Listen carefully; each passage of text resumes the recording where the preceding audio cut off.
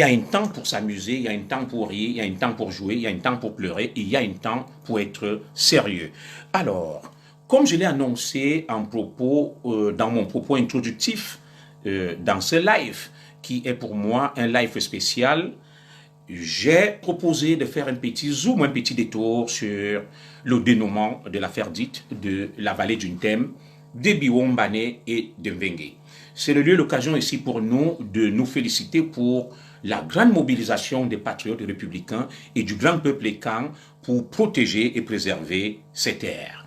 Alors, il y a quelques jours, le Premier ministre, son Excellence Dion Ngouté, a pris une décision qui annulait tout simplement cette autre décision d'un ancien Premier ministre, M. Yang Philemon, prise en 2016, qui décidait tout simplement d'exproprier les populations de la vallée du Ntem de leurs terres appartenant à ce que nous appelons en matière de régime domanial le domaine national. Ça a été une décision très critiquée qui a fait couler beaucoup d'encre de salive et nous nous sommes mobilisés, vent debout, non pas parce que nous étions contre le progrès, contre le développement, mais tout simplement parce que nous avons estimé que dans notre pays, il y a des lois. Et au Cameroun, il y a une loi, ou tout au moins une ordonnance, qui régit ce qu'on appelle le domaine foncier, le régime foncier et domanial, tel que je vous l'avais expliqué. Toutes les terres non immatriculées et qui sont exploitées, occupées par les populations locales, font partie du domaine national. Le domaine national a deux dépendances. Il y a la première dépendance du domaine national, que sont les terres mises en valeur, et la deuxième dépendance, bien évidemment, qui relève de ce qu'on appelle les terres incultes et sans maître.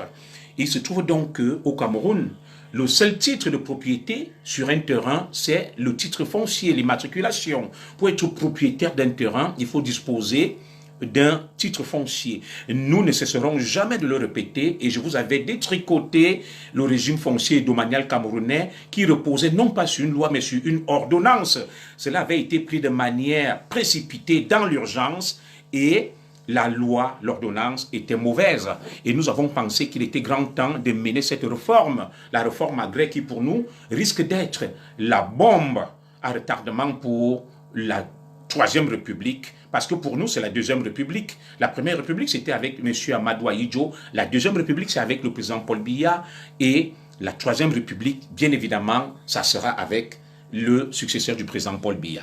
Nous estimons que c'est un chantier qui est en cours, la réforme du régime domanial et foncier, qui, à notre sens, nous, les experts, semble être une bombe à retardement, parce que c'est une procédure compliquée, complexe et très coûteuse. Beaucoup de populations n'arrivent donc pas à immatriculer leurs terres, faute de moyens. C'est pour ça que nous nous sommes mobilisés au niveau de la vallée du Ntem, comme nous nous sommes mobilisés du côté de Mvenge et de Biwomba, où, n'est-ce pas, en lien avec des autorités locales et même nationales, un certain nombre d'investisseurs ont tenté de contourner la loi en présentant des projets mirobolants à coups de milliards, mais des projets qui n'étaient qu'un écran de fumée, qui n'étaient que de la chimère, des projets qui n'étaient qu'une entourloupe, parce que ces milliards, on ne les a pas vus. C'est pour ça que nous nous sommes levés vent debout pour dire non à cette spoliation de nos terres et de nos biens. Beaucoup nous font le procès de freiner le développement. Non, non. Lorsqu'on décide de prendre un bien, ce que des gens ont pour unique bien, il faut suivre des procédures en matière d'expropriation pour cause d'utilité publique. Tout simplement, les règles en la matière n'ont pas été respectées, les populations ont été flouées. C'est pour ça que nous sommes montés au créneau pour dénoncer ces manœuvres, ces tentatives de spoliation des biens de nos populations du côté de la vallée du Ntem et même du côté de Biwomba et de Mvenge.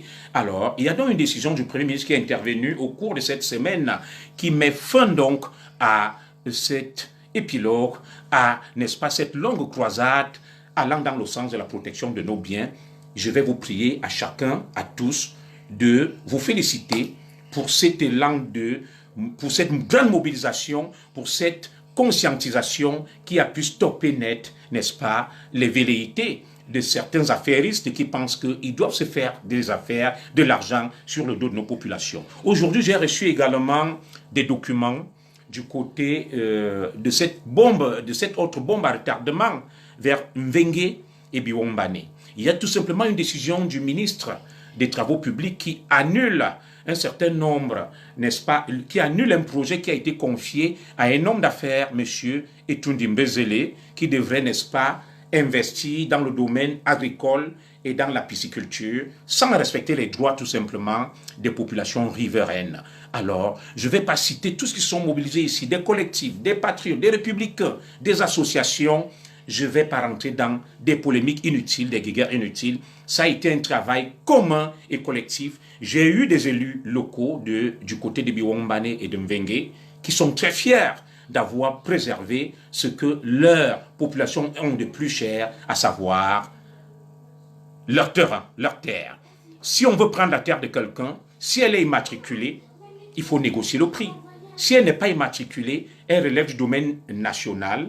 Il faut donc indemniser ces populations. Il faut négocier. On ne vient pas faire des passages en force sur des biens des populations. Ces populations de la forêt n'ont que la terre pour survivre. Cultiver la terre, faire de l'élevage, l'agriculture. C'est tout ce qui leur reste. Et nous allons rester éveillés pour éviter la spoliation, pour empêcher que, n'est-ce pas, des affairistes, des gens animés par la part du gain, des gens qui sont dévorés tout simplement par des idées capitalistes et capitalistiques qui ne pensent pas aux autres. Nous vous disons, ça c'est duré, c'est terminé.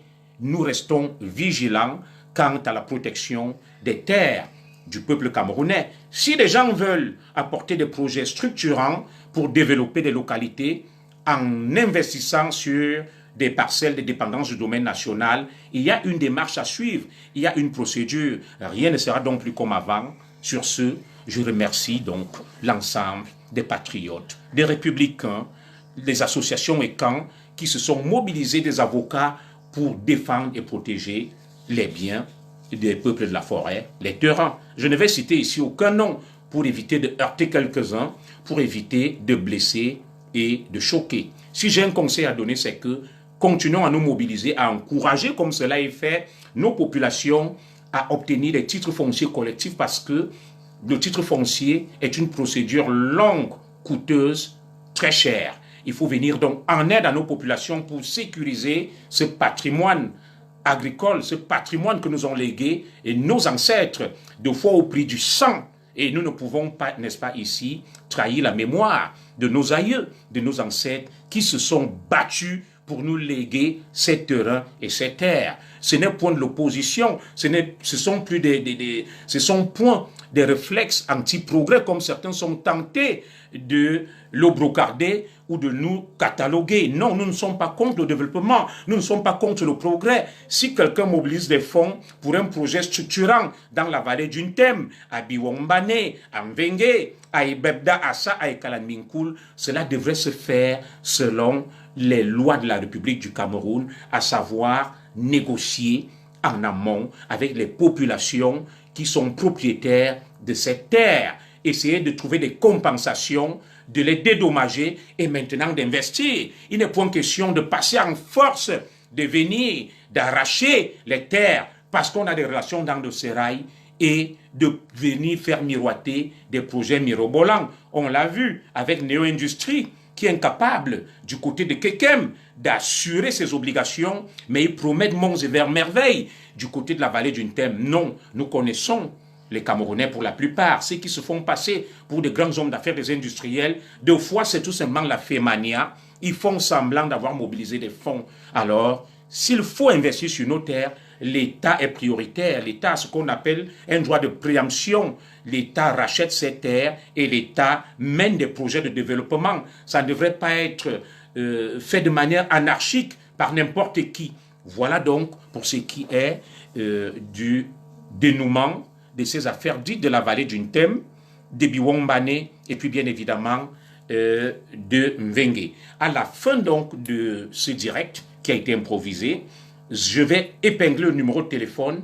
Vous aurez à intervenir pendant 1 minute 50 secondes sur soit le dénouement de cette affaire, ce heureux dénouement sur les affaires dites de la vallée d'une thème, Biwombane et Mvengue, ou alors sur le Survival Gate. Mesdames et messieurs, Voilà ce que j'avais à dire ce soir au sujet de ce dénouement heureux autour, mesdames et messieurs, des affaires dites de la vallée d'une thème, de Mvengue et d'Ebiwombane. Mettez des cœurs, partagez le direct. Nous abordons donc le plat de résistance. Nous abordons ce qu'il y a de plus important. Le Survival Gate.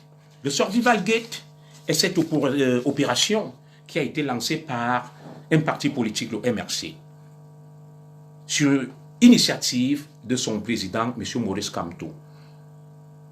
Avec la pandémie du Covid, ils ont décidé tout simplement de mobiliser des fonds afin de venir en aide aux populations camerounaises, d'où le nom d'ailleurs judiciaire et pertinent, Survival, qu'ils ont donné à cette opération. Alors ce soir, mesdames et messieurs, nous ne serons pas ici pour lyncher, pour livrer à la vindicte ou tout au moins pour nous attaquer à qui que ce soit. Nous allons rester professionnels, nous allons rester sur les faits, nous allons vous faire des révélations que nous avons, des éléments que nous avons pu découvrir tout au long de nos enquêtes dans ce désormais Survival Gate qui va au-delà du triangle national. Nous allons, avec vous, partager un certain nombre d'informations parce que cette affaire est en train de prendre des proportions inquiétantes. Certains pensent que nous nous engouffrons dans la brèche pour vilipender, pour essayer d'éterniser l'image d'un certain parti politique. Non. Nous avons décidé de changer le Cameroun. Nous avons décidé tout simplement de faire marcher les choses selon les lois. Nous avons décidé tout simplement de révolutionner le Cameroun. Nous avons décidé, n'est-ce pas, de mener des réformes. Nous avons décidé de changer le Cameroun. Changeons donc ce Cameroun. Nous n'allons pas changer le Cameroun en critiquant sans être un exemple. Voilà donc une opération qui a été lancée. Une opération au départ qui a été saluée, opération Survival, mais qui très vite est en train de virer en un véritable cauchemar pour ses initiateurs et ce parti politique, le MRC. Et comme nous sommes des Camerounais, nous allons permettre au peuple camerounais de comprendre ce qui se passe au juste avec cette désormais opération dite Survival, que d'autres et certains ont tout fait de qualifier de survival. Alors, nous allons préférer utiliser un euphémisme pour ne pas être stigmatisant, pour ne pas être blessant. Nous allons plutôt parler, William Ba, personne ne va vous bloquer. Vous prendrez la parole d'ailleurs à la fin de ce direct. Je ne sais pas pourquoi vous dites que ne me bloque pas. Personne ne vous bloquera, le numéro sera épinglé, vous prendrez la parole. Tous ceux qui veulent prendre la parole auront la possibilité et la latitude de le faire à la fin de ce direct. Alors, mesdames et messieurs, nous n'allons stigmatiser personne. Nous n'allons blesser personne. Nous allons rester sur les faits et rien que sur les faits. Nous avons eu le temps d'investiguer, d'enquêter, d'éplucher tous les éléments qui ont été mis à la disposition du public. Nous sommes même allés au-delà de ce qu'on ne pouvait pas dire, ce qu'on appelle l'implicite et le non-dit. Et nous sommes là aujourd'hui, mesdames et messieurs, pour partager ces informations avec vous que nous avons pu recueillir tout au long de nos nombreuses investigations et enquêtes, mesdames et messieurs. Nous vous donnons donc, nous portons à votre connaissance ce soir les résultats de cette enquête sur cette affaire qui est désormais qualifiée de Survival Gate et qui risque d'emporter beaucoup de gens. Pourquoi nous avons décidé de faire ce direct et de prendre le taureau par les cornes ce soir? C'est tout simplement parce que nous ne voulons pas que demain, un procès en instrumentalisation, un procès en détournement, un procès en acharnement soit fait contre qui que ce soit autour de cette affaire. Nous allons donc vous démontrer ce soir en plusieurs points. Le premier point parlera de qui devait faire quoi dans cette opération dite Survival. Le deuxième point, ça sera la brouille, le début de la brouille dans cette opération qui aura été initiée par le professeur Maurice Kamto. La brouille. Pourquoi la brouille? Pourquoi, n'est-ce pas, tout ce pataquès autour de cette histoire? Le troisième point que j'évoquerai avec vous, bien évidemment, ça sera au niveau des premières suspicions et des doutes autour de cette affaire et de l'incapacité du professeur Maurice Kamto, initiateur de ce projet, à trancher. Le quatrième point, ça sera le pourrissement de la situation et des tentatives désespérées de justification. Et puis, bien évidemment, le cinquième point, ça sera le déclenchement du Survival Gate et ce que risque M. Maurice Kamto et les cadres du MRC sur cette affaire. Et puis, bien évidemment, le dernier point, ça sera la ligne de défense des partisans de M. Maurice Kamto. Nous avons pu les approcher pour les entendre, pour savoir ce qui s'est passé au juste. Alors, mesdames et messieurs, c'est parti donc. Je vais chercher le premier élément qui a été diffusé par un journaliste d'investigation au Cameroun que je salue et qu'il permette que je le diffuse, Sismondi Barlev Bidjoka. Sismondi Barlev Bidjoka, dans sa chronique, qui est désormais très suivie, a diffusé un élément qui donne du tournis avec des informations incroyables et inimaginables autour de cette affaire et de ses conséquences. Alors, nous allons donc commencer par le commencement, si vous me passez l'expression et le pléonasme. Que s'est-il passé dans cette affaire dite du Survival Gate? Un parti politique, donc MRC, le Mouvement pour la Renaissance du Cameroun, dont est président M. Maurice Kamto, candidat à la dernière élection présidentielle, arrivé deuxième. Il a donc décidé d'aider le peuple camerounais en mettant sur pied ce projet, cette initiative qui était destinée à collecter des fonds afin de venir en aide aux populations camerounaises face à la prise du Covid. Que s'est-il donc passé? Il se trouve que dans cette opération, selon nos enquêtes et nos investigations, le professeur Maurice Kamto est ce qu'on appelle l'initiateur du projet, le porteur du projet. Il a donc créé ce qu'on appelle ici un comité qui était chargé de la mise en œuvre de ce projet. Et ce comité était présidé par l'économiste M. Penda Ekoka, si je n'écorche pas son nom, M. Penda Ekoka, qui était le président du comité de gestion de Survival, à travers un nom qu'ils ont donné. Je ne vais pas entrer dans des noms trop techniques. Je vais être très simple et assez pédagogique pour vous permettre de comprendre. Il y a donc eu le président du comité de gestion de l'opération Survival, à savoir le professeur Penda Ekoka. Il était assisté par M. Njoko Henry, qui est à Strasbourg, comme gestionnaire opérationnel. Et puis tout était mis sous la responsabilité morale de Maître Ntimban Bomo. Alors, qui devrait faire quoi dans cette opération? Lorsqu'on parle du président du comité de gestion, à savoir M. Penda Ekoka, bien évidemment, l'initiateur du projet reste M. Maurice Kamto. Maurice Kamto reste celui qui, juridiquement, légalement, sur le plan de la responsabilité civile et pénale, endosse toutes les responsabilités sur cette opération qui est en train de tourner au cauchemar, cette opération qui est en train de virer carrément à la cacophonie, où certains risques gros, tels que je vais vous le démontrer dans les prochaines minutes. M. Maurice Kamto est donc le porteur, l'initiateur de ce projet. Ça veut dire qu'il est tenu civilement et pénalement responsable pour toutes les dérives. Il a une responsabilité morale sur la gestion de cette opération qui a bien été initiée par lui. À ce niveau, il n'y a point d'équivoque, il n'y a point de zone d'ombre. M. Maurice Kamto est l'initiateur de ce projet. Donc il ne peut pas se décharger de sa responsabilité pour dire « j'ignorais que, je ne savais pas que ». Parce que vu sa compétence, vu son expérience, vu ses connaissances, alors bien évidemment, M. Maurice Kamto était supposé connaître les tenants et les aboutissants autour de cette affaire, qui est en train de tourner au cauchemar, qui est en train de tourner carrément à une espèce de psychodrame. Les langues se délient, les couteaux sortent et beaucoup risquent gros. Alors, M. Penda Ekoka était donc le président du mouvement AGI, responsable et président du comité de gestion de l'opération Survival. Ça veut dire que c'était le patron technique de l'affaire. C'est lui qui devrait superviser, c'est lui qui devrait coordonner cette opération. Il était donc assisté par M. Njoko Henry, si je ne me trompe, comme gestionnaire opérationnel sous les ordres de M. Penda Ekoka. Donc à ce niveau, les responsabilités sont clairement établies et M. Ntimban Bomo n'avait qu'une responsabilité symbolique, une responsabilité morale. L'opération était placée sous sa responsabilité morale. Nous avons donc vu, au lendemain, n'est-ce pas, de la mise sur pied de cette opération, un communiqué qui a été publié par M. Njoko.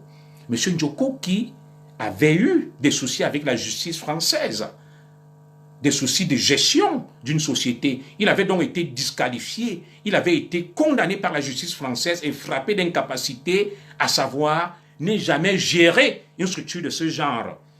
Oui, c'est lui-même qui a publié cela. Donc, M. Njoko était disqualifié pour pouvoir gérer des initiatives, des projets de cette nature, parce qu'ayant été frappé par une incapacité par la justice française. Nous n'insultons pas, nous ne diffamons pas, des documents sont là qui l'attestent que, ayant géré auparavant des sociétés et il y a eu des dépôts de bilan, la justice française a estimé que pendant une certaine périodicité et durée, il ne pouvait pas gérer une structure à connotation financière. Il ne pouvait pas gérer une structure où il fallait parler de l'argent. C'est clair. Ce n'est pas de la diffamation, ce ne sont pas des insultes. C'est pour ça qu'aujourd'hui, je cite nommément des noms.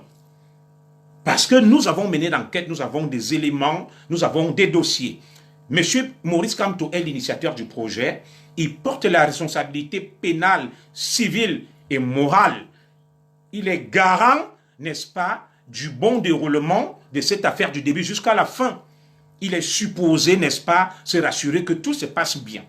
Donc, le professeur Maurice Kamto ne peut pas se décharger de ses responsabilités. Ça serait soit un cas de négligence ou d'irresponsabilité. Maintenant, le gestionnaire technique du projet, c'est-à-dire le gestionnaire, ce que j'ai appelé ici, le président du comité de gestion du projet Survival était bien le professeur Penda Ikoka.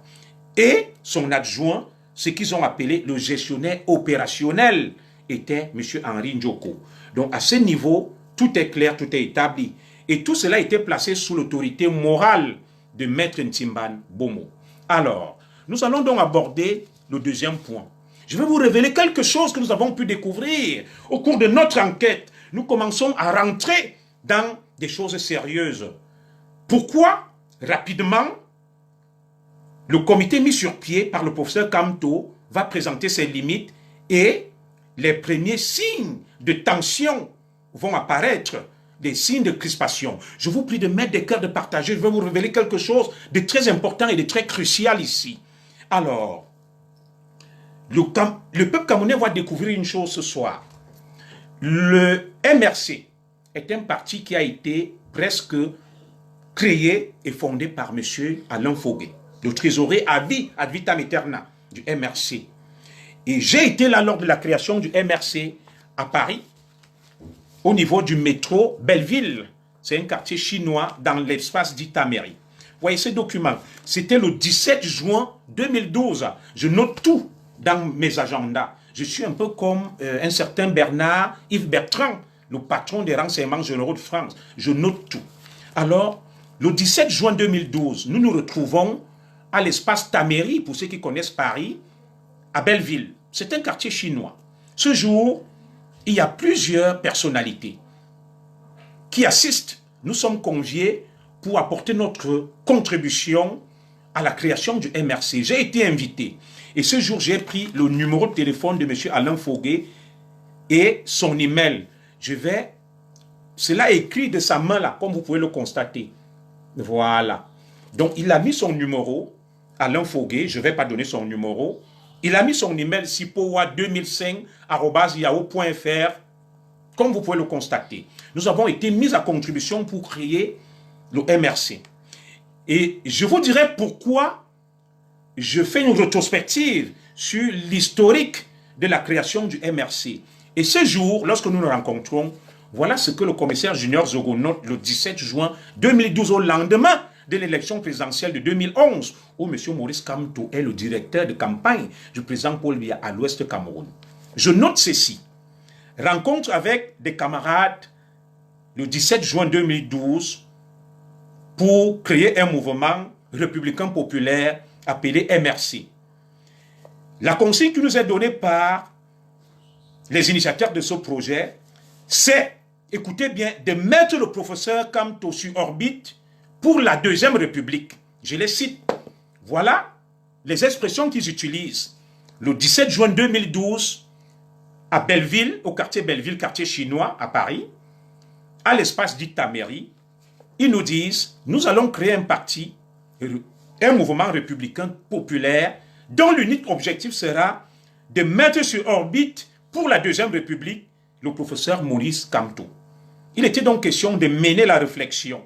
Alors, je note par la suite qu'attend-on de la diaspora dans cette initiative? On attend de la diaspora de se mobiliser, de mobiliser tous ses réseaux, toutes ses ressources, toute sa logistique pour un homme, Maurice Kamto. Voilà ce que je note le 17 juin 2012, où je suis invité à la fondation du MRC. Et qui préside cette réunion? C'est le professeur Alain Fogué, trésorier à vie du MRC. Alors, au moment où nous asseyons, je fais ce petit rappel pour que vous compreniez une chose. C'est que le véritable fondateur du MRC, ce n'est pas Maurice Kamto, le professeur Maurice Kamto, c'est Alain Fogué.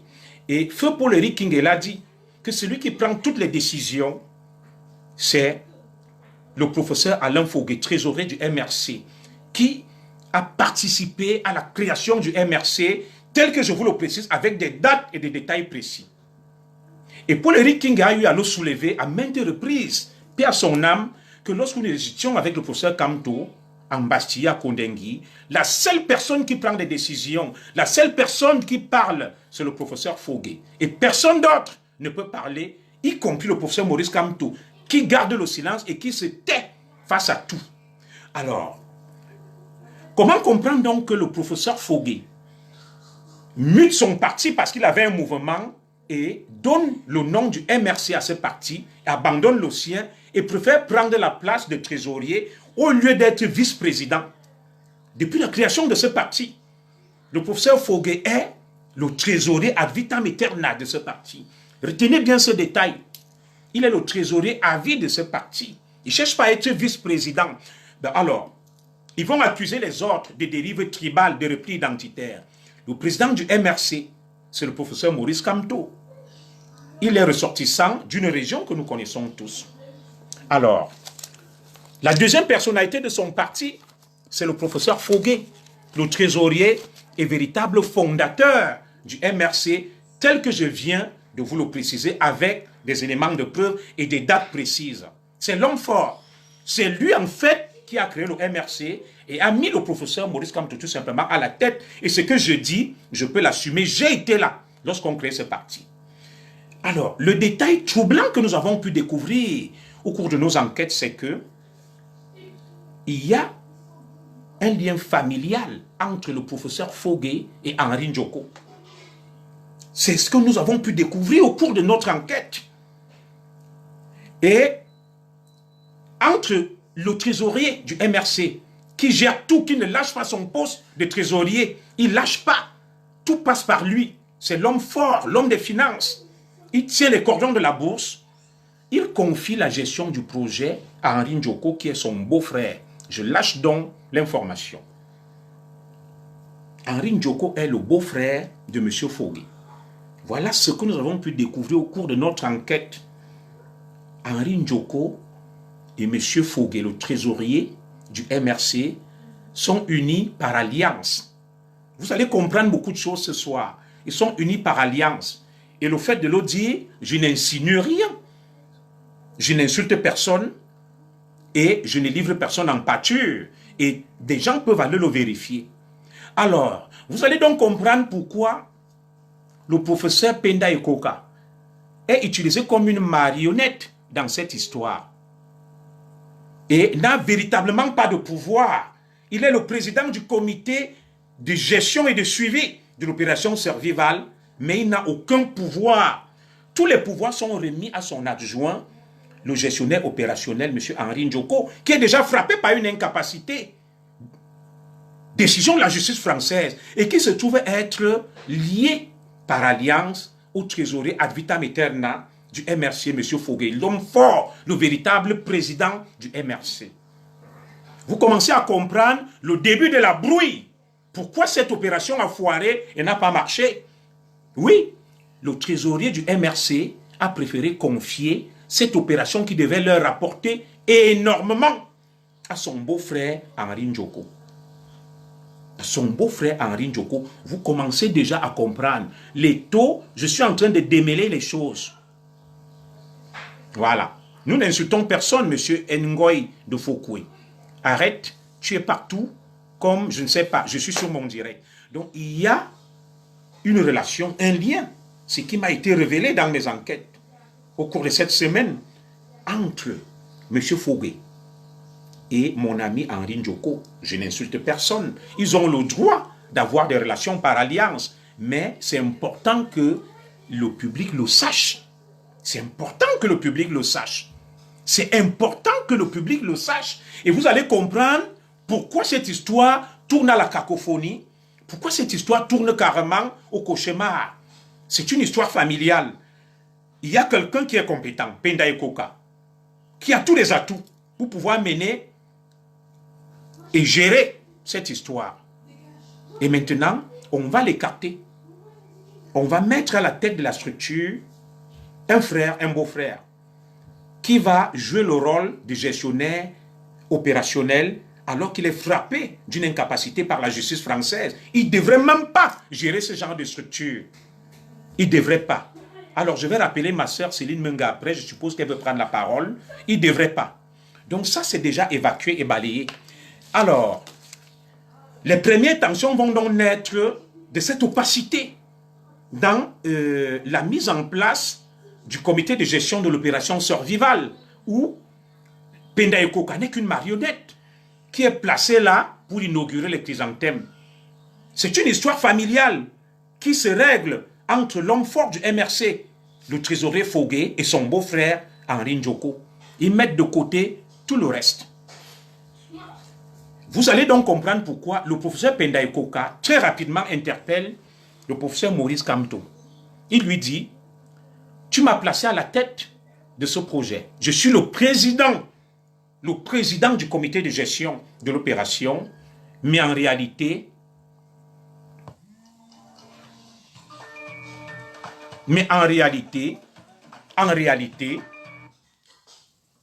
l'homme fort, c'est Henri Njoko. C'est Henri Njoko qui va donc disposer de tous les codes de la plateforme. Et la plateforme, d'ailleurs, porte le nom de plateforme Henri Njoko. Le professeur Penda Ekoka s'en inquiète et en appelle à l'arbitrage du professeur Maurice Kamto, initiateur de ce projet. Il lui dit: je n'ai pas le code d'accès à cette plateforme en ligne. Je suis le président du comité de gestion, mais je n'ai pas les codes. Et comment ça se fait? Comment je peux mener ma mission sans avoir les codes? Tout est donc contrôlé par notre frère Henri Njoko, qui a un lien familial par alliance avec le trésorier, le véritable homme fort du MRC, le professeur Alain Fogué, le véritable fondateur du MRC. Vous allez donc voir ce parti où il n'est pas permis de faire la critique. Ce mouvement qui a créé une véritable milice cybernétique. Quiconque ose, le professeur Maurice Kamto a été érigé en divinité. Il est interdit de porter critique au professeur Maurice Kamto. Il est interdit d'émettre une opinion alternative. Tout est sacré. Ils ont mis sur pied une milice cybernétique qui s'en prend à tout le monde de manière violente et agressive. Quiconque ose ramer à contre-courant subit les affres, les foudres de la milice cybernétique. Et tout a été bien organisé depuis 2012 pour préparer le terrain à quelqu'un qu'ils ont placardé devant la marionnette, le professeur Maurice Kamto, alors que d'autres tiraient les ficelles dans l'ombre. Et aujourd'hui, le professeur Maurice Kamto risque de payer le prix fort. Il risque de payer le prix fort tel que nous allons le démontrer. Il risque de payer le prix fort de sa négligence. Mesdames et messieurs, mettez des cœurs sur ces directs. Tout va donc partir de cette organisation biaisée qui, en apparence, donne tous les pouvoirs au professeur et économiste Penda Ekoka, mais qui, en réalité, est dirigé d'une main de fer par Henri Njoko, qui est l'homme de main du professeur Alain Fogué, véritable homme fort du MRC, celui par qui tout passe. Et vous avez vu cette sortie de Paul-Éric Kinguet, qui disait que rien ne peut se décider dans le MRC sans Alain Fogué, et que le président lui-même, le professeur Maurice Kamto, se plie à la volonté du trésorier Alain Fogué. C'est lui qui fait tout parce que c'est son parti, c'est lui qui l'a créé. Lorsque nous nous retrouvons en 2012 à Belleville, au niveau de l'espace Taméry, ce n'est pas le professeur Maurice Kamto, c'est bien Alain Fogué qui a l'initiative. Et ne soyez donc pas surpris que c'est lui qui mène la barque et dirige tout. Et Paul-Éric King estimait que le professeur Maurice Kamto ne dit jamais rien, ne conteste rien, tout simplement parce qu'il a été parachuté, placardé à la tête de ce mouvement dont il n'est pas le créateur, le MRC. Non. Le véritable président du MRC, c'est M. Alain Fogué. Il est important que tout le monde le sache. Le véritable fondateur du MRC, c'est M. Alain Fogué, qui a donc placé son ami et beau-frère et frère par alliance, Henri Njoko. Ils ont court-circuité le professeur Penda Ekoka. Le professeur Penda Ekoka s'inquiète donc de cette manière de gérer les choses et va interpeller le professeur Maurice Kamto que je n'ai pas accès. Je n'ai pas accès au code de la plateforme. Et je m'inquiète de ce qui peut se passer là-bas parce que tu m'as confié des responsabilités. Le professeur Maurice Kamto garde le silence et ne dit rien. Il ne parle pas. Il ne tranche pas. Il ne donne pas des instructions alors qu'il est l'initiateur de ce projet. Il est l'initiateur de ce projet qu'il va confier à quelqu'un de compétent, Penda Ekoka, qui est le président, mais l'adjoint de Penda Ekoka, M. Henri Njoko, a plus de pouvoir que Penda Ekoka. Et vous allez voir ces gens se plaindre du repli identitaire et du tribalisme. Ils estiment que les Moulous sont des tribalistes. Voilà, le président est de la même ère géographique. Le trésorier, pareil. Et ceux qui viennent avec eux, qui ont de l'expertise, de la compétence, ils sont relégués dans des seconds rôles, malgré leurs compétences et expertise. Et pourquoi donc cette opération ne devrait pas virer vers un cauchemar? Parce que dès le départ déjà, cette opération portait les germes de la cacophonie et de sa destruction. Oui, le président n'a pas les codes, il ne contrôle rien. Tout est géré de manière opaque et il est mis devant le fait accompli. Voilà donc le début de la brouille, où le professeur Penda Ekoka s'en inquiète. Il va voir le président et initiateur du projet, le professeur Maurice Kamto, qui malheureusement ne tranche pas et garde le silence. Pour des raisons que vous pouvez comprendre, le parti ne lui appartient pas véritablement. Le parti est celui du professeur Alain Fogué. C'est d'ailleurs pour ça que le professeur Alain Fogué est en prison. Il s'est toujours mis en première ligne. Ce projet lui appartient. Le professeur Maurice Kamto n'est qu'une espèce d'écran de fumée. Quelqu'un qu'on a placardé et mis à la tête de ce mouvement pour essayer de faire du saupoudrage. C'est de la poudre aux yeux. Alors que celui qui prend toutes les décisions, qui tient les rênes du MRC, c'est le professeur Alain Fogué. Et voilà donc le début de, n'est-ce pas, la cacophonie dans le cadre de la gestion de cette opération dite survival pour sauver le peuple camerounais de la Covid ou du Covid-19. Tout est parti de là. Alors, le professeur Maurice Kamto ne va pas trancher et le professeur Penda Ekoka va perdre le contrôle de l'initiative très vite. Il va perdre le contrôle de l'initiative qui est pilotée, gérée de main de maître par Alain Fogué via son homme de main, Henri Njoko, qui auparavant avait été condamné par la justice française. La décision est là, ce n'est pas de la diffamation, frappé d'une incapacité. Pourquoi s'étonner qu'aujourd'hui, les choses virent à la cacophonie ou au cauchemar? Je n'en sais rien. Alors, nous allons donc continuer. Les premières suspicions vont donc s'installer. Le professeur Penda Ekoka n'obtient pas l'arbitrage de l'initiateur de ce projet, le professeur Maurice Kamto, qui l'a sollicité. Très vite, il comprend que cette histoire va virer au cauchemar. Mais par loyauté et fidélité, et par discipline du groupe, il s'aligne. Mais le professeur Penda Ekoka sait déjà que cette histoire va virer au cauchemar. Et beaucoup de cadres du MRC savent que cette histoire va virer au cauchemar. C'est donc pour ça que l'affaire va évoluer. Vous avez suivi une collecte de fonds avec beaucoup de moutons de Panurge qui participent, qui braillent sur les réseaux sociaux, cotisant. Mais entre-temps, les vraies têtes pensantes de ce projet savaient ce qu'elles faisaient dans l'ombre. Elles savaient ce qu'elles étaient en train de fricoter, elles savaient ce qu'elles étaient en train de manigancer, mais les moutons de Panurge étaient chargés, n'est-ce pas, de tenir des discours lénifiants, de faire diversion. Et je n'en veux pas à certains de ces moutons de Panurge, je ne les insulte pas. C'est tout simplement parce que pour eux, le professeur Maurice Kamto, qui est un homme intelligent comme professeur et avocat, a tout simplement été érigé en divinité, en macro-sacrophage, qu'il est interdit de toucher, d'attaquer ou de désacraliser. Quiconque touche ou critique va subir les affres de la milice cybernétique sur les réseaux sociaux, du MRC et de la BAS. Ils s'en prennent à tout le monde, violentent tout le monde, sont intolérants et prônent carrément la violence. Avec l'un des chefs en tête de cette milice, à savoir Yumbi Mathieu. C'est l'un des chefs de cette milice cybernétique, avec le fameux groupe Le Cameroun, c'est le Cameroun. C'est une véritable milice cybernétique qui s'en prend à tout le monde. Et nous sommes étonnés que les autorités du Cameroun tolèrent ce genre de dérapage. On m'a dit que M. Mathieu Yumbi vit au Cameroun. Il menace tout le monde.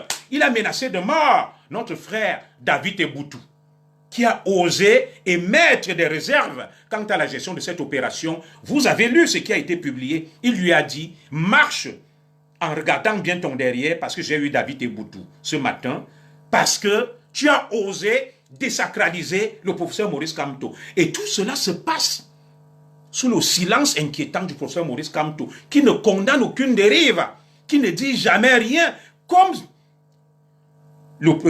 Paul-Éric King se plaignait et comme Paul Penda Ekoka se plaignent. Ils sont lynchés, attaqués, vilipendés par la milice cybernétique sous le silence étonnant et inquiétant du professeur Maurice Kamto, président de ce parti.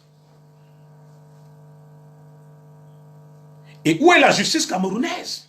Lorsque un citoyen camerounais vivant au Cameroun comme M. Mathieu Yumbi se lève et promet la mort à David Eboutou. J'ai reçu le texto, j'ai reçu sa publication. Il lui dit, marche désormais en faisant attention à tes arrières.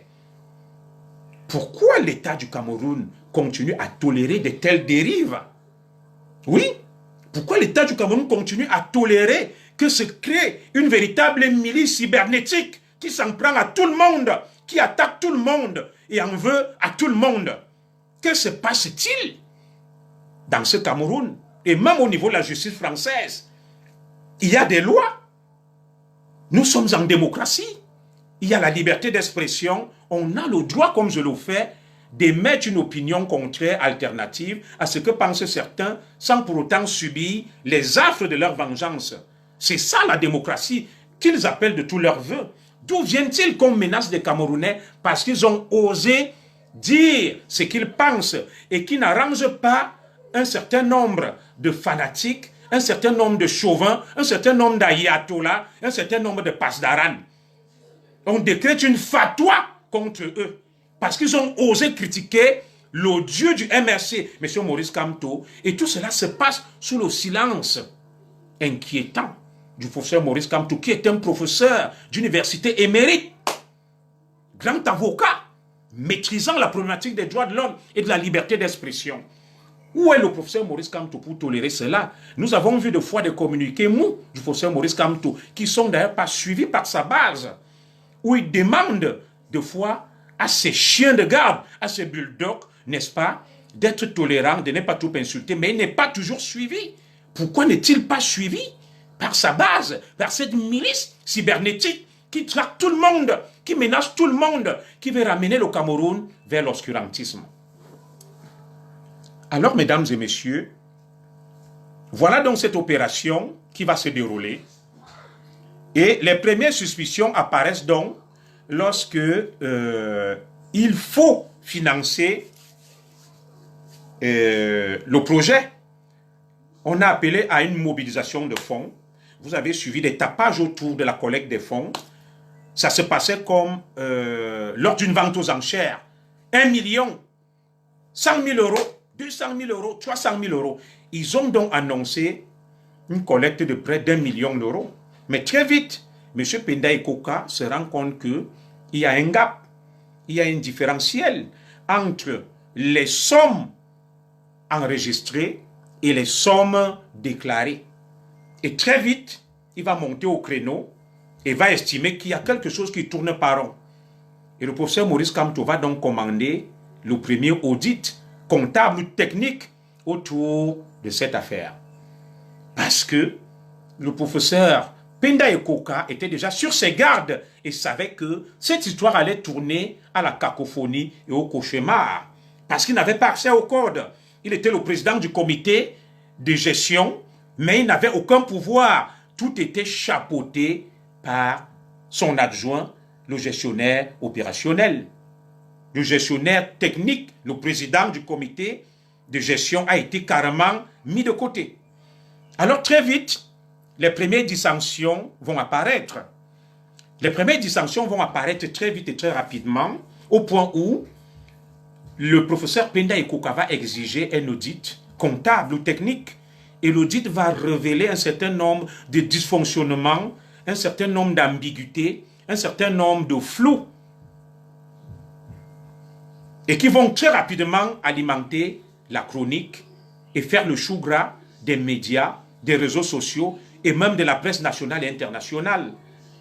Il y aura des tentatives de justification par l'initiateur du projet, M. Maurice Kamto, le porteur du projet, qui va parler d'un bug informatique qui aura, n'est-ce pas, donné l'impression d'un gap, ou plutôt d'un trou de 250 000 à 300 000 euros sur les 1 million d'euros collectés. Ils vont déclarer qu'il manque entre 250 000 et 300 000 euros parce qu'il y aurait eu, n'est-ce pas, un bug informatique qui ne leur a pas permis de mettre à jour la plateforme. Et très vite, le professeur Penda Ekoka, qui est un homme intelligent, très brillant, économiste, va constater qu'il y a quelque chose qui n'a pas tourné rond. Il constate qu'il y a quelque chose qui n'a pas tourné rond. Il va donc mettre en jeu ses réseaux et ses connaissances. Jusqu'à ce qu'on découvre avec Maître Ntimbanbono que, en réalité, les sommes qui auraient été cotisées, voilà, s'élèvent à plus d'1 million d'euros. Que ces sommes s'élèveraient à près de 8 millions d'euros, l'équivalent de 5 milliards de francs CFA. Et cela ne nous a pas été révélé dès le départ. Et je vais vous dire pourquoi. Pourquoi cela n'a pas été révélé dès le départ?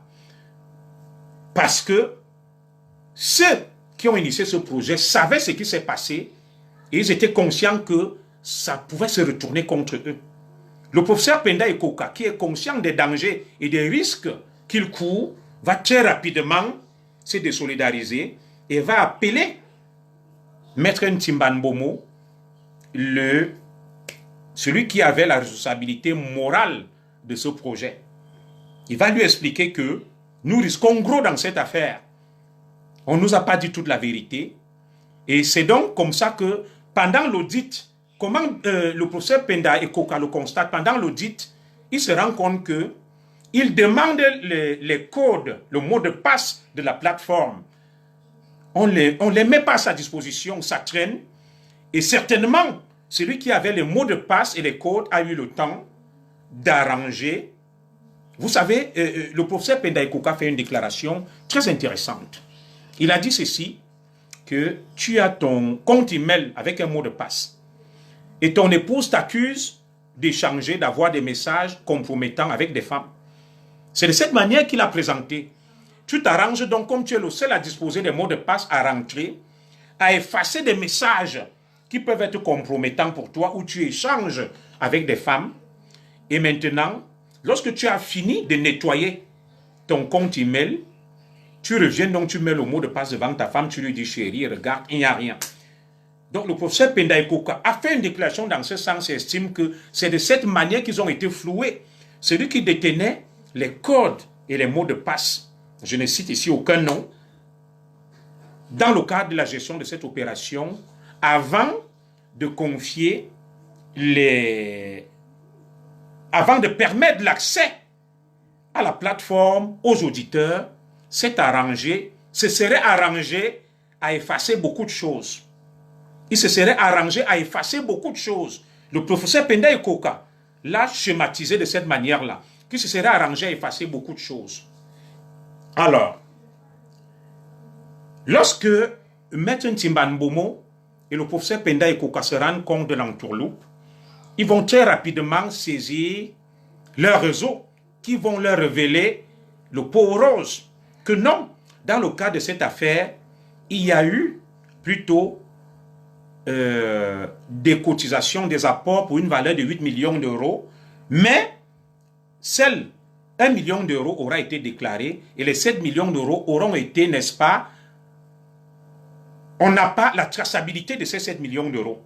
D'où donc la deuxième sortie des cadres du MRC et initiateurs de ce projet qui vont parler, n'est-ce pas, des dons versés et retirés. Des dons versés et retirés.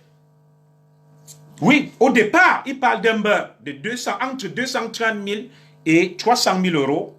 Et très rapidement, le très intelligent Penda Ikoka va se rendre compte que non, le scandale est plus grand et plus colossal que ça. Et va au-delà parce qu'il veut se protéger. Ils ont donc des chiffres réels. Nous n'accusons personne d'avoir détourné cet argent. Non. Mais que s'est-il passé pour qu'il y ait des apports d'une valeur de 8 millions d'euros et qu'on ne déclare qu'1 million d'euros et qu'on reconnaisse, n'est-ce pas, la perte, la disparition de 300 000 à 250 000 euros. Alors, nous allons aborder donc la deuxième révélation de ce soir. Le pourrissement de la situation après des tentatives de justification des cadres du MRC et des initiateurs de ce projet. Voilà donc le déclenchement du Survival Gate. Le professeur Penda Ikoka découvre que beaucoup de sympathisants, beaucoup d'amis et beaucoup de proches du MRC auraient utilisé des moyens frauduleux pour pouvoir financer cette opération. Vous savez, là où nous vivons en Europe et en Occident, on se rend compte très vite. Voilà ce qui s'est passé pour qu'il y ait, d'après nos enquêtes, le trou de 7 millions. Cet argent a été effectivement cotisé, comme vous allez le suivre dans ce voice de Sismondi Barlev Pichoka. Dans sa chronique, voilà, environ 300 généreux donateurs ont été dénombrés. Ces 300 généreux donateurs ont versé entre 850 000 euros et 5 000 euros. Mais il se trouve que cet argent a été bloqué, aurait été bloqué, ou plutôt, ces généreux donateurs auraient retiré cet argent. Voilà ce que les enquêtes nous révèlent à ce jour. Voilà ce que les enquêtes nous révèlent à ce jour. Des gens ayant utilisé des cartes bancaires frauduleuses, des gens ayant utilisé des chèques frauduleux. Je vais être respectueux, je ne vais pas rentrer dans les détails pour ne pas être stigmatisant. Des gens ayant utilisé des cartes bancaires, des chèques douteux. Utilisons cet euphémisme. Des chèques et des cartes bancaires douteux. Et très rapidement, en Occident, vous le savez, lorsque le moyen de paiement que vous utilisez, je vous dis quelque chose, avec ma carte bleue, lorsque je veux financer une opération en ligne, ma banque m'envoie un code, soit par mon numéro de téléphone, soit par mon adresse email, que je dois valider avant qu'il ne valide l'opération. Maintenant, comme la plupart des donateurs ont utilisé des moyens de paiement douteux, il se trouve donc que dans l'opération Survival, ils auraient donc mis en place un système pas sécurisant. Le système ne permettait pas de vérifier si le donateur qui a utilisé un moyen de paiement est bien le propriétaire légitime et légal de ce moyen de paiement. J'utilise des euphémismes pour ne pas être blessant. Voilà. Vous savez, lorsque vous devez payer en ligne, sans publicité Amazon, vous sortez votre carte bleue ou Zalando, vous mettez votre carte bleue. Vous saisissez le numéro de la carte, vous saisissez tout. On va vous demander de valider un code qu'on vous envoie et c'est le véritable détenteur et propriétaire du moyen de paiement qui peut valider ce code. Parce qu'en allant ouvrir son compte, il a donné soit son numéro de téléphone, écoutez bien la subtilité, soit son email. Et avant de valider l'opération, on va lui demander, n'est-ce pas, de faire entrer un code pour prouver que c'est lui. C'est comme ça que Survival va contourner cette difficulté et ne va pas sécuriser les apports en termes de moyens de paiement. Ils ne demanderont pas aux généreux donateurs, n'est-ce pas, lorsque ils font un don, de valider un code. Parce que s'ils le faisaient, très rapidement, l'opération n'allait pas marcher. Parce que pour que l'opération soit validée, il faut que vous validez un code que votre banque vous envoie. Ils vont contourner cet obstacle. Je ne dis pas qu'ils sont de mauvaise foi, mais je suis là tout simplement pour vous donner les résultats de notre enquête. C'est donc comme ça que, très vite, ceux qui ont cotisé en masse,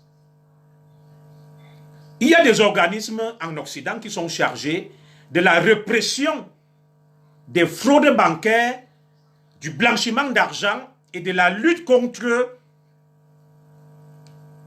la criminalité financière et le terrorisme. Ce sont donc ces organismes qui vont mettre la puce à l'oreille du professeur Pendaye Koka. Est-ce que le professeur Maurice Kamto n'était pas au courant, lui, l'initiateur de ce projet? J'en sais rien. Est-ce que M. Henri Ndjoko n'était pas au courant de l'utilisation des moyens de paiement douteux?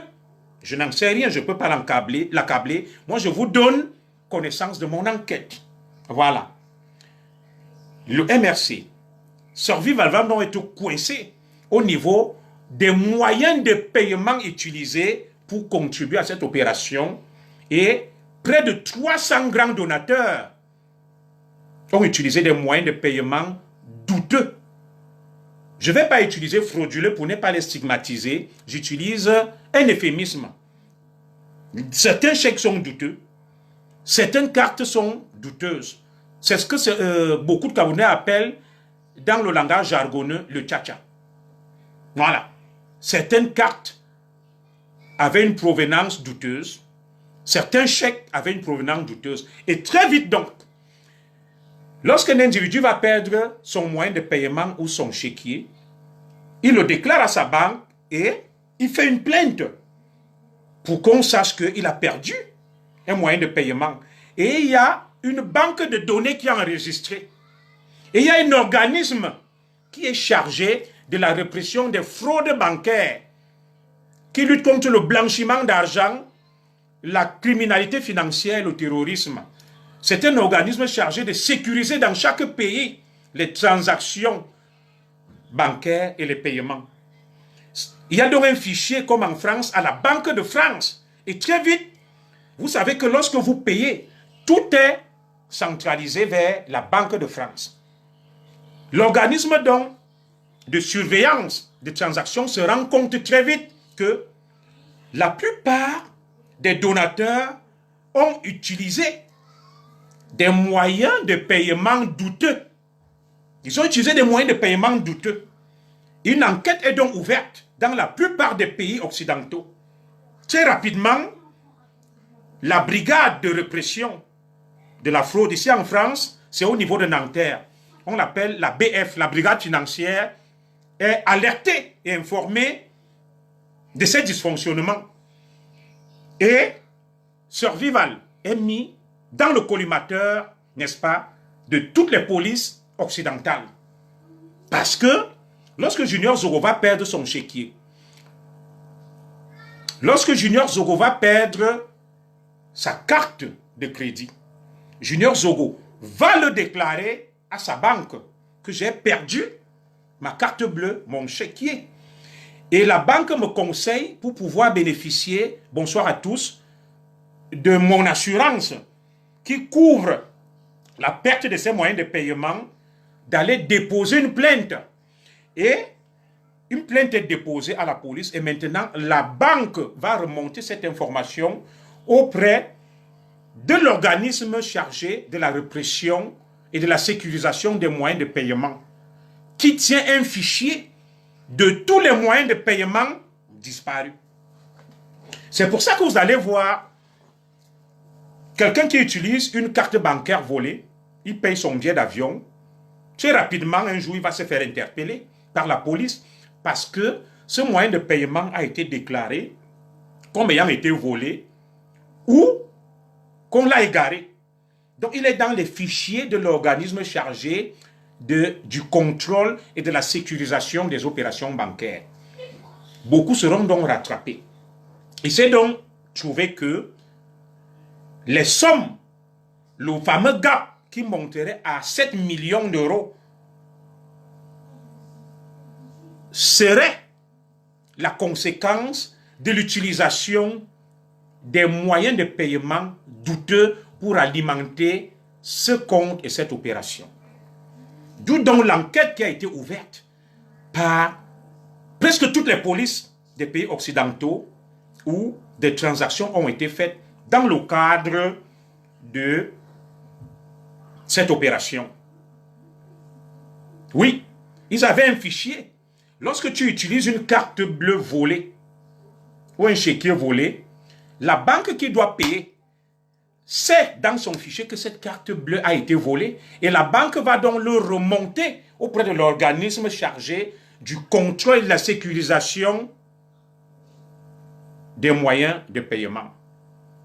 Qu'est-ce que tu racontes? Il y a un qui vient à Morel, Porcheville. Il a oublié de mettre S à raconte. Quand on dit tu, il faut mettre S à raconte. Tu, deuxième personne du singulier. Voilà. Ils sont toujours comme ça pour distraire, mais ils ne maîtrisent même pas les fondements de la vie. Qu'est-ce que tu racontes? Monsieur Morel, Doncheville, raconte sans S.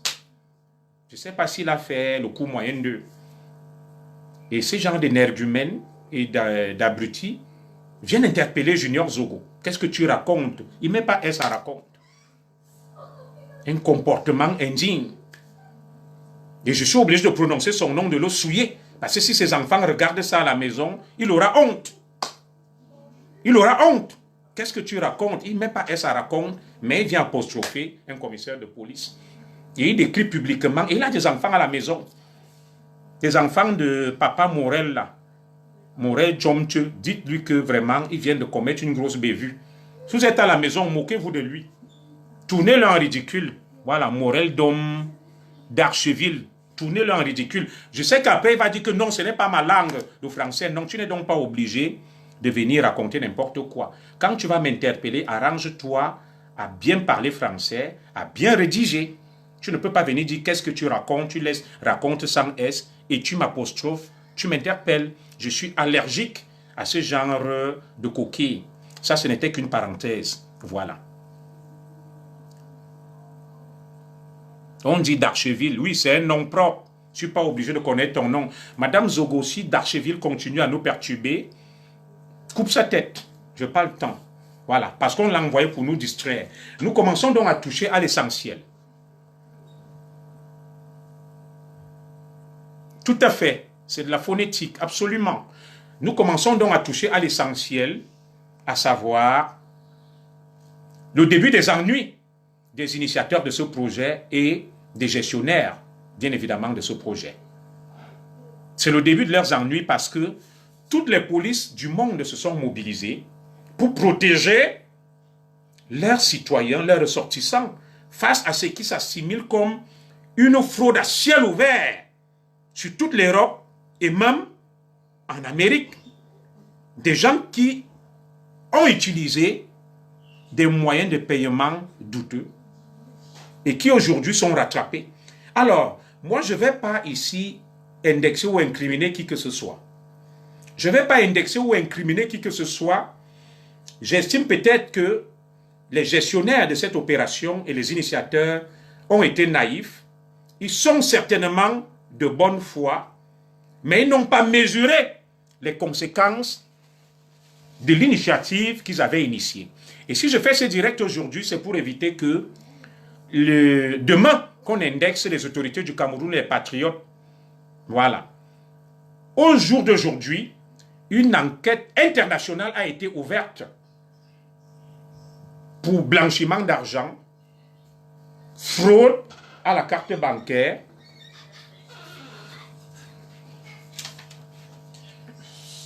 je salue mon frère David Eboutou qui est connecté là. Il prendra certainement la parole. Je salue aussi mon beau-frère Cisco Francis. Une vaste enquête a donc été lancée par toutes les polices du monde entier. Je n'ai pas dit pour arrêter le professeur Maurice Kamto. Je n'ai pas dit pour arrêter Penda Ikoka. Je n'ai pas dit pour interpeller Henri Ndjoko. Non. Une enquête a été ouverte. Et il se trouve que beaucoup de moyens de paiement utilisés dans le cadre, n'est-ce pas, de l'alimentation de cette opération, de ce projet, étaient douteux. La police, donc, que les cadres du MRC saisissent la justice ou non, dans le cadre de ce qu'on a appelé l'audit judiciaire, les polices occidentales sont obligées de se saisir de cette affaire parce que il y a des suspicions de blanchiment, d'utilisation des moyens frauduleux.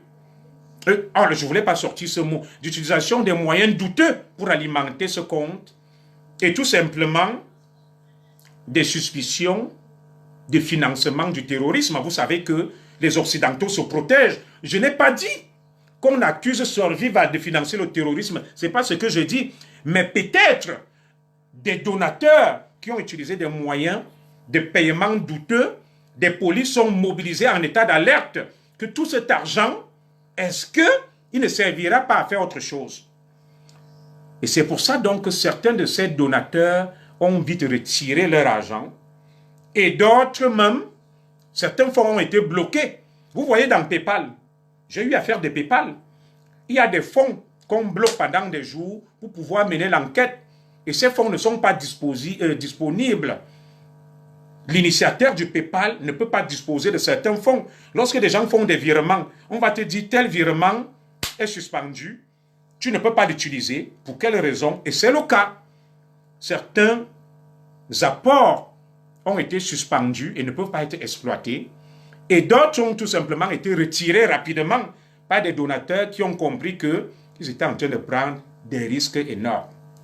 Alors, l'audit judiciaire donc permettra de sceller les comptes pour pouvoir établir la traçabilité. Même si tu retires ton argent, il y a quand même une trace qui prouve que tu as donné avec tel moyen de paiement.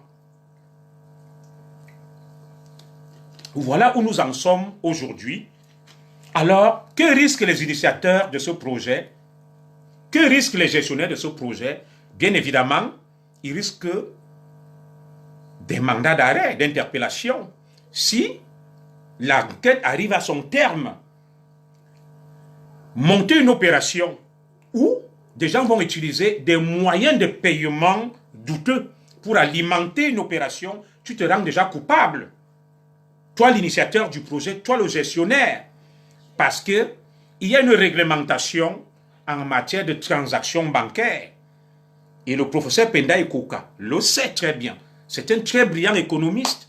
Il aurait pu briefer le professeur Maurice Kamto, l'initiateur de ce projet, et même son assistant, M. Henri Ndjoko.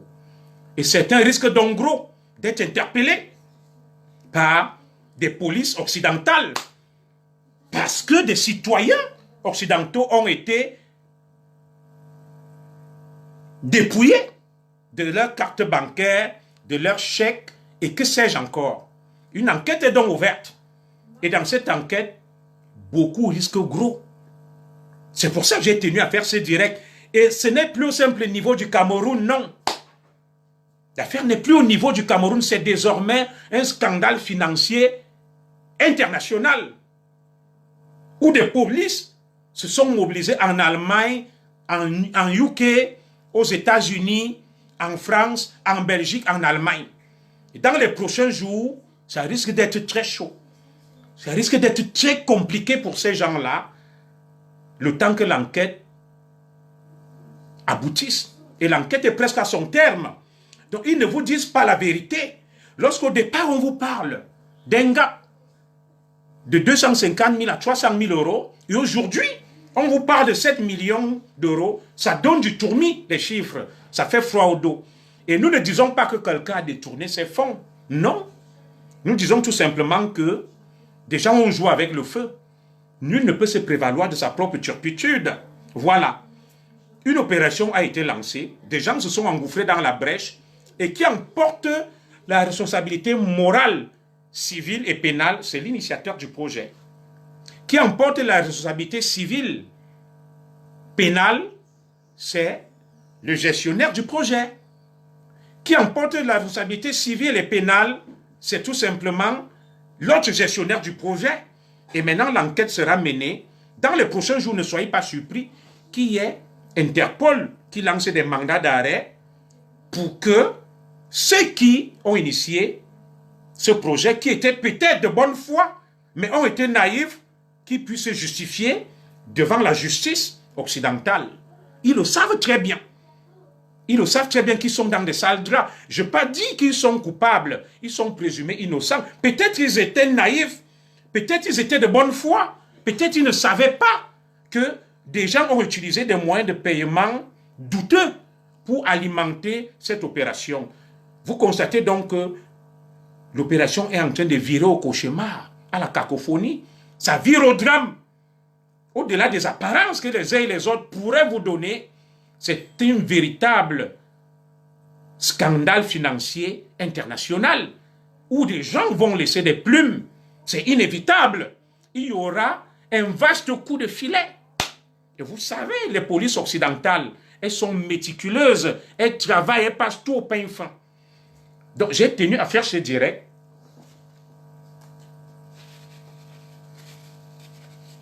J'ai tenu à faire ce direct, non pas pour faire peur à mes compatriotes, mais pour attirer l'attention de mes compatriotes sur les risques qu'ils courent. Voilà. Et celui qui me dit n'importe quoi, Éric Tchardin, peut-être qu'il veut se donner du courage. Et c'est toujours comme ça que certains doutaient au début. Parce que ces gens sont toujours dans le déni, comme je vous l'ai dit. Il faut mettre aucune opinion alternative. Il faut faire entrave et obstruction à la vérité. Un bon militant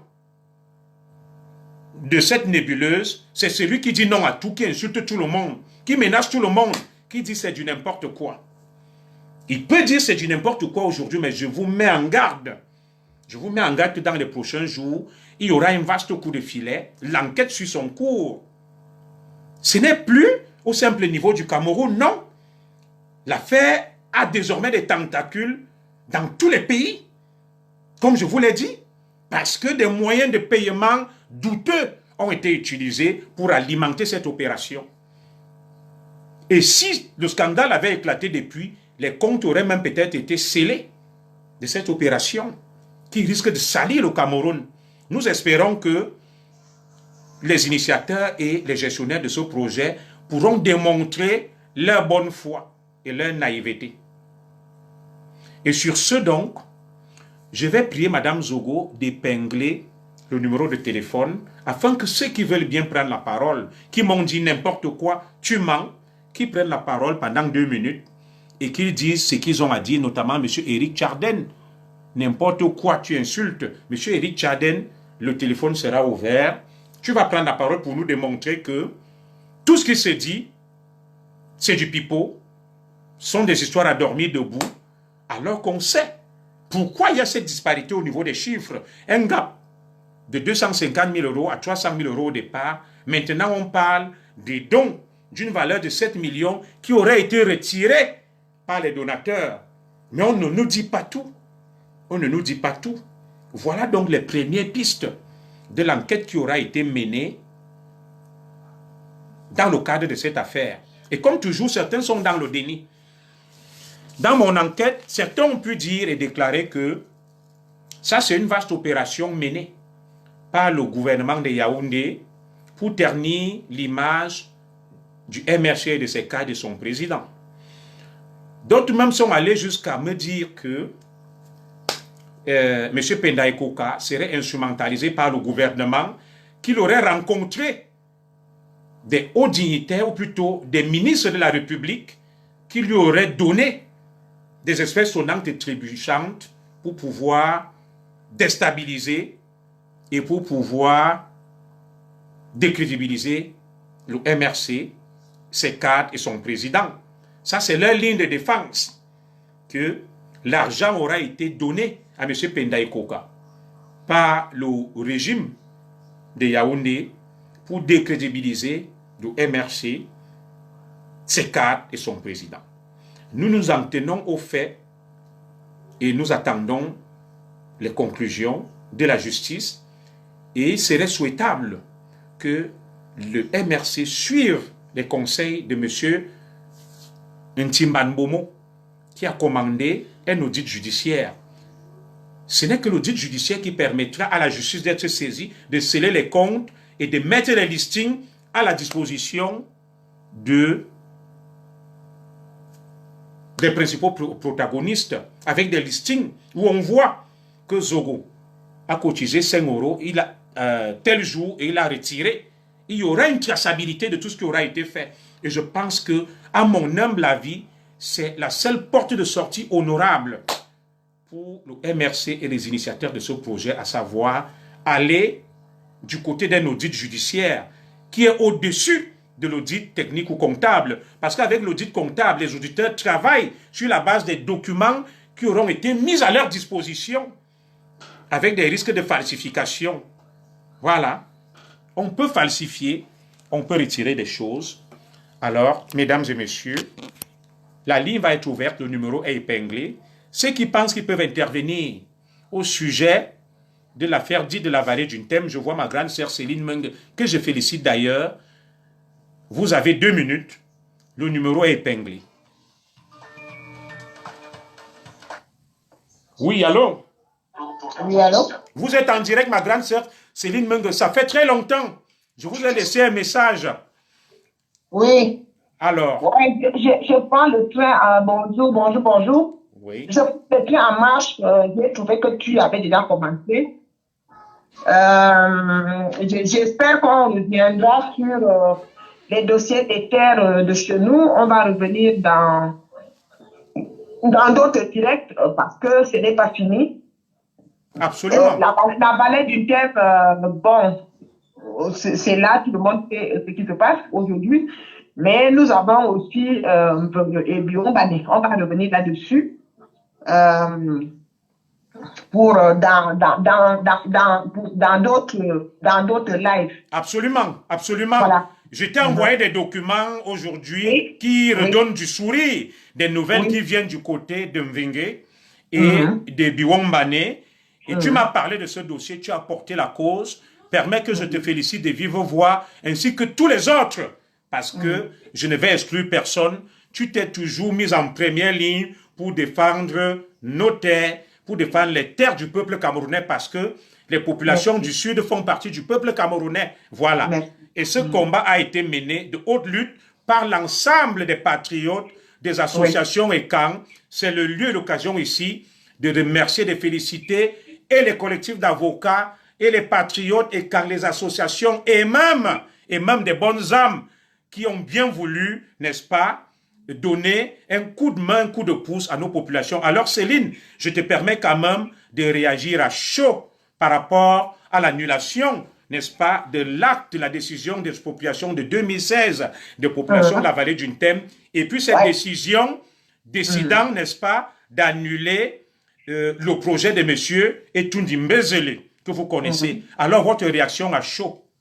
Voilà, je dis merci. Tu avais déjà, quand on m'a envoyé les documents, je crois que c'était avant-hier. D'accord. Je me suis précipité de faire un direct. J'ai fait un live qui n'était pas long. D'accord. Parce que je voulais remercier toute la communauté. Je voulais remercier tout le monde, toute la communauté. Et quand j'ai cité tous vos noms, j'ai cité les noms de toutes les personnes qui ont fait des directs sur ce dossier.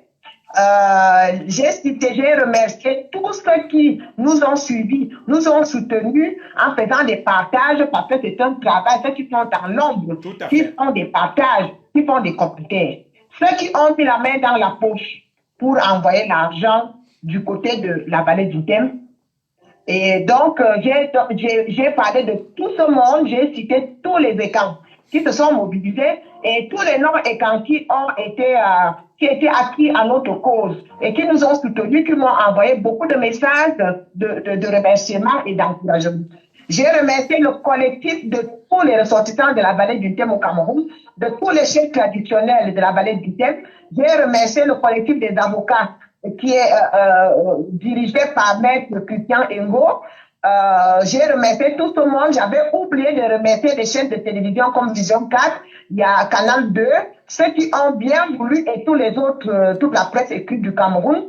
ceux qui ont bien voulu porter ce problème à la connaissance du président de la République du Cameroun. La première personne que j'ai remerciée, c'était notre président. Merci. Le président, son excellence Paul Biya, parce que les gens qui disent que nous qui sommes sur les réseaux sociaux, nous sommes, on nous fait de tous les noms d'oiseaux, mais ce qu'ils oublient, c'est que ce que nous sommes en train de faire, ça porte, que c'est grâce à notre bruit, je vais appeler ça comme ça, que le président de la République a été informé du coup le génocide programmé de la vallée du Thème, et je crois que même du côté de Mbongue et de Bion, il va être au courant, parce que monsieur Etoudi Mbezele avait déclaré que c'est Paul Biya qui l'a envoyé. Absolument. Donc, il sait, mon commissaire, que c'est un nom que tout le monde utilise.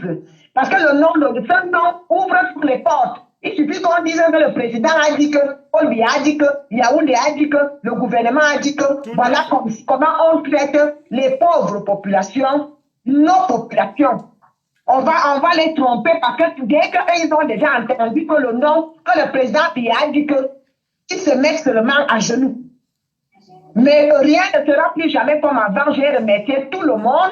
Je t'ai cité, si tu vas regarder ma vidéo que j'ai faite il y a 2 jours, j'ai cité toutes les personnes qui nous ont remercions aussi direct sur le dossier de la vallée du Thème. Avec ta permission, nous remercions aussi le Premier ministre, M.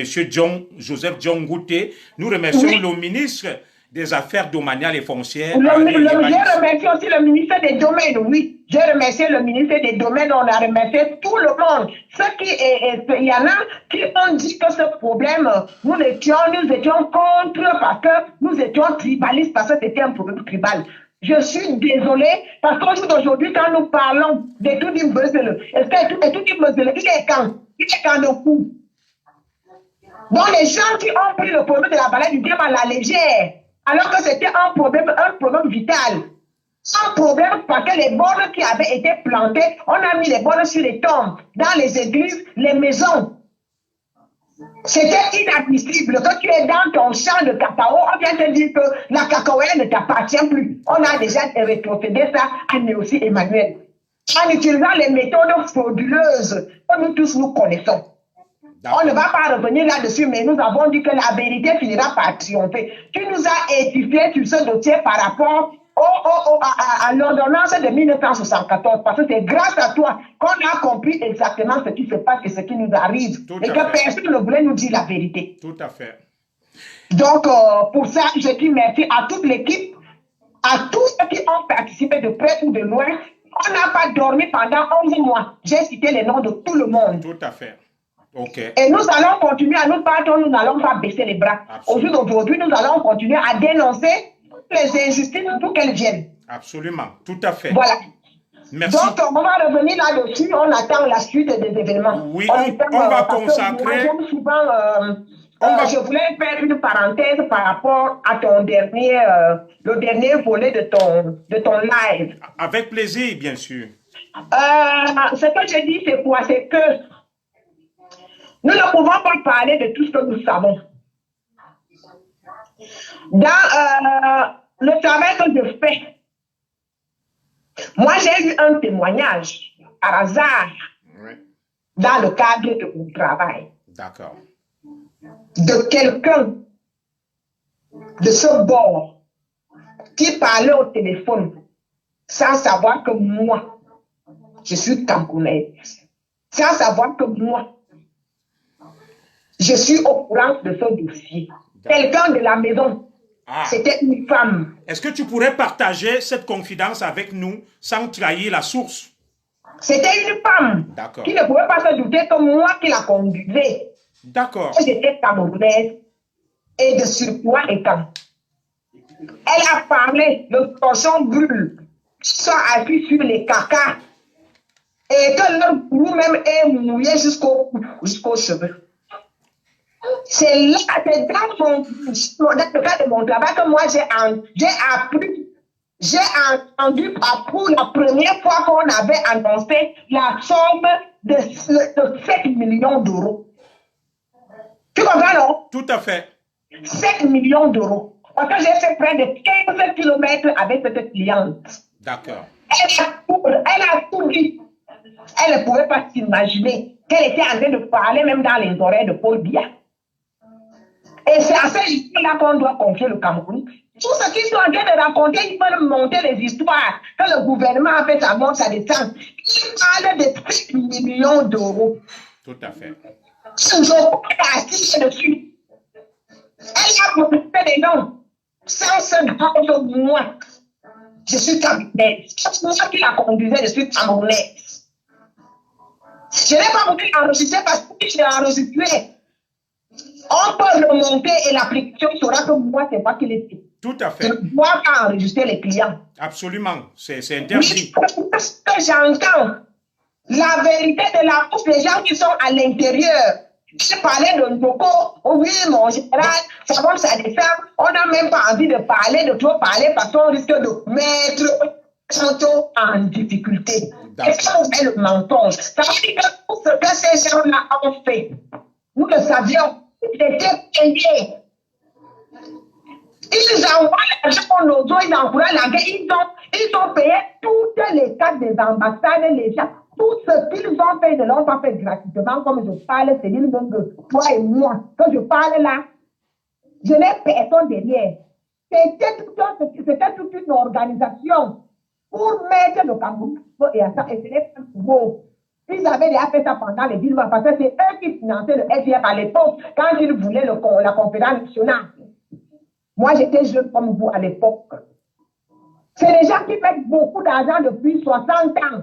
Parce qu'ils veulent déstabiliser le Cameroun. Depuis 60 ans, quand je dis 60 ans, quand les Nwatier et Machem Ndongo avaient voulu tuer Aïdjo. Donc le problème, ce n'est pas le problème de Biya.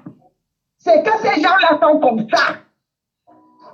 On ne sait pas ce qu'ils veulent faire du Cameroun. On dirait qu'ils ont acheté le Cameroun. Quand le Cameroun leur appartient, ils peuvent en faire ce qu'ils veulent. Ce n'est pas la première fois qu'ils dépensent autant d'argent pour chercher à déstabiliser ce pays. Mais en mettant toujours des gens avec eux, on prend quelques sawa, on prend quelques petits, on fait, mais quand vous regardez les vrais postes, vous allez trouver que ce n'est que les frères du village. Elle avait bien cité Ndoko. Elle disait que Ndoko est assis sur un matelas d'argent. On ne va pas citer les noms. Ma grande sœur Céline, on va éviter de citer les noms. Tu sais que ces gens aiment particulièrement s'attaquer à toi et à moi. Non, ils m'ont fait quoi? Ils se sont attaqués à moi sur le dossier de la vallée du Game. Ils m'ont fait quoi? Rien. Moi, j'ai dit qu'elle-même, elle citait Ndoko, elle a cité aussi Kamto. Elle a cité des noms, c'était une femme. Qui parlait dans ma voiture. Parlait de 5 millions d'euros. Tu comprends, non? Oui. Voilà. Merci. Alors. Tout ce que je voulais dire sur ce dossier-là, c'est la vérité qui est sortie de la bouche de quelqu'un de bien placé dans cette organisation diabolique. 5 millions d'euros. Ok. Merci, voilà. Merci pour le témoignage. On garde le contact. Nous, on se reprendra au téléphone dans les prochains jours pour continuer nos combats. D'accord. Merci. Bonne soirée. Merci beaucoup. Au revoir. Au revoir. Alors, la ligne reste ouverte. Même mais pour Fender, voilà, la ligne est ouverte.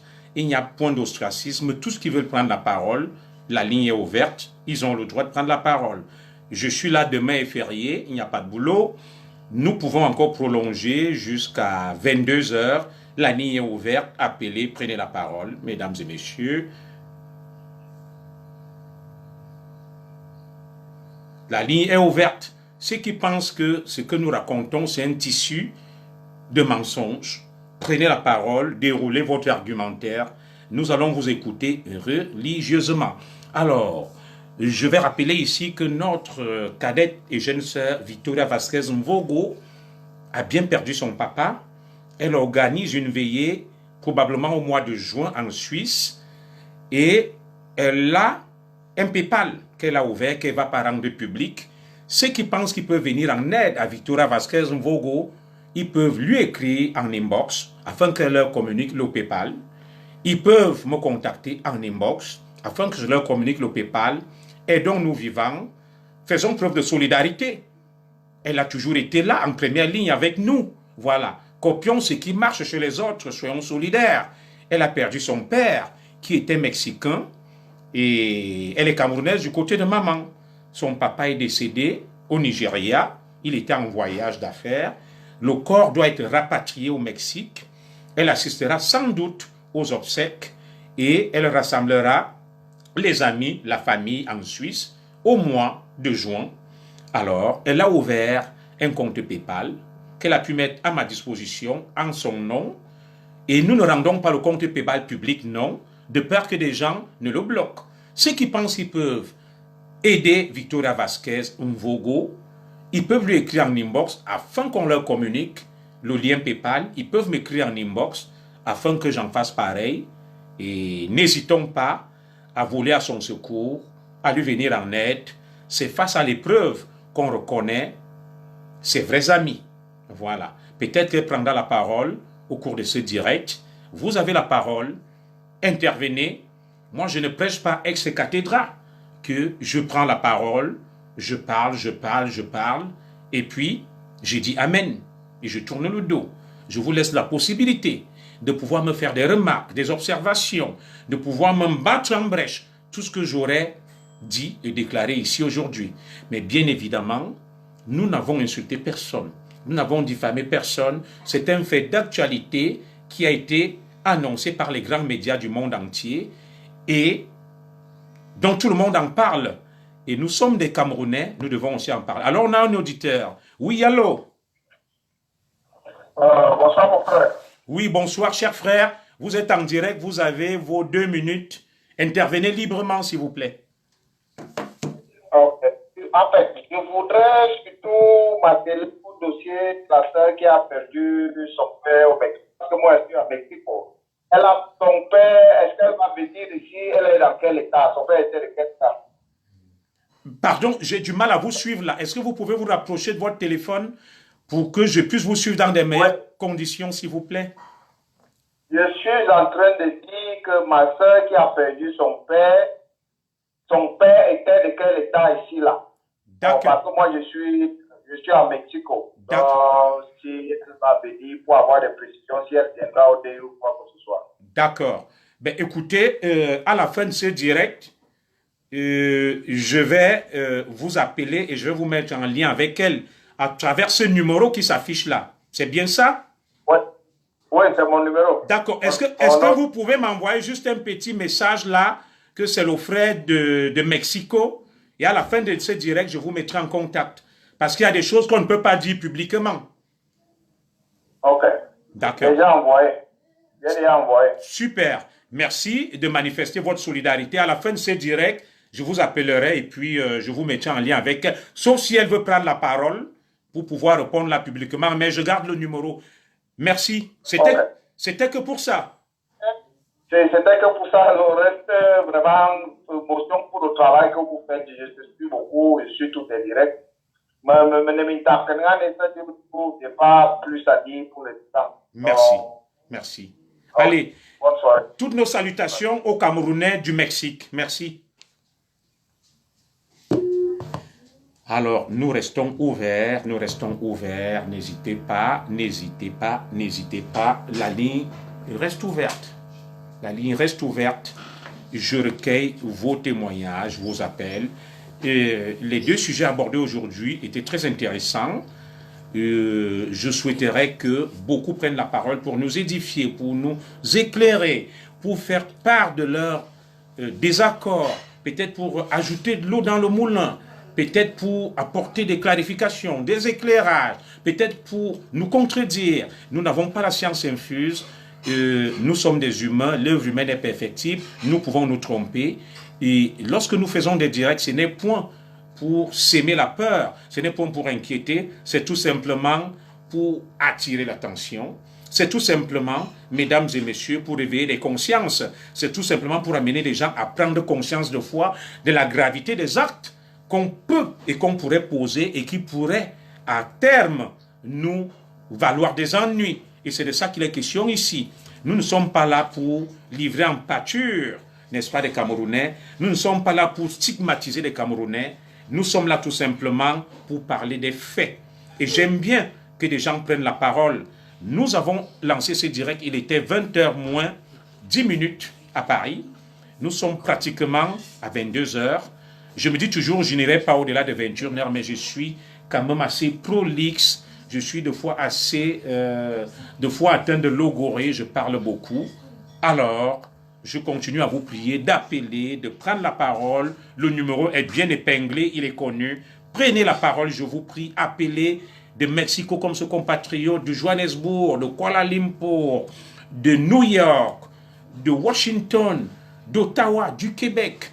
Vous pouvez appeler de Londres, de Manchester, de Paris, de Bordeaux, de Lyon, de Bruxelles, de Genève. Vous pouvez appeler d'Ikalan Minkoul, d'Ebebda, de Sombadjek, d'un peu partout dans le monde, de Tunisie. Je salue d'ailleurs tous les Camerounais qui se trouvent du côté du Maroc et de l'Algérie, et même ceux qui sont dans l'enfer libyen. Nous avons une pensée pour vous, mesdames et messieurs. La ligne reste ouverte. À vous la parole. À vous la parole. Nous irons jusqu'à 21h, 22h15, 20 minutes. Certainement que d'autres patriotes prendront la parole. C'est certainement que des Camerounais qui ne sont pas d'accord avec nous prendront la parole. Et sur ce, je vais continuer à diffuser un audio de Sismondi Barlev Bichoka. Est-ce que tu pourrais dire à ta sœur de me donner son téléphone avec le truc et l'audio que je lui ai envoyé, qu'elle voit ça avec maman, tu me l'apportes. La ligne reste ouverte. À vous la parole, s'il vous plaît. À vous la parole. La ligne reste ouverte. Et reste ouverte la ligne. À vous la parole. Intervenez. Faites part de vos suggestions. Faites part de vos suggestions, de vos remarques. La ligne reste ouverte. Ne soyez pas timide. Personne ne vous influence. Le commissaire Zogo ne parle pas ici en tant que commissaire. Je parle ici en tant que patriote républicain. En tant que patriote républicain. Voilà. Je parle ici en tant que citoyen camerounais. Nous sommes sur le plan horizontal, placés au même niveau. Voilà. Chacun peut prendre la parole, démentir tout ce que j'ai dit, dire le contraire. Je n'ai indexé personne. Je n'ai pas dit qu'un Camerounais s'était rendu coupable d'un délit ou d'un crime économique. Non. Je n'ai pas dit qu'un Camerounais était à l'origine d'une vaste organisation de blanchiment de l'argent sale. Je n'ai pas dit qu'un Camerounais était en train de vouloir financer le terrorisme. Et je n'ai pas dit qu'un Camerounais préparait la déstabilisation ou la subversion. J'ai dit tout simplement que derrière cette opération, une vanne, une brèche s'est ouverte. Et cette brèche et ce vent qui va souffler risque d'emporter beaucoup de gens qui au départ ont minimisé cette affaire. On dit que lorsqu'on crache en l'air, on récolte sur le visage. Nous sommes dans des pays où tout est minutieusement contrôlé, organisé et supervisé. Si des gens pensent qu'ils vont tricher, si des gens pensent qu'ils vont contourner la loi, malheureusement, ils finiront par se faire attraper et seront épinglés. Et c'est de ça qu'il était question aujourd'hui et de rien d'autre, mesdames et messieurs.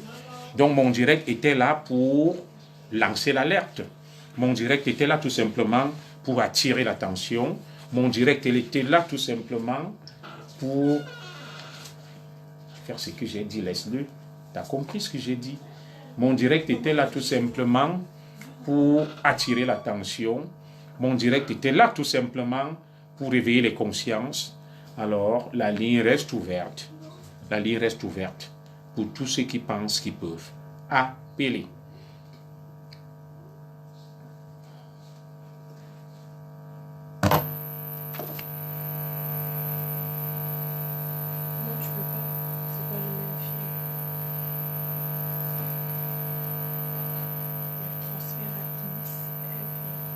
La ligne est ouverte, mesdames et messieurs. Vous pouvez donc passer vos coups de fil, appeler.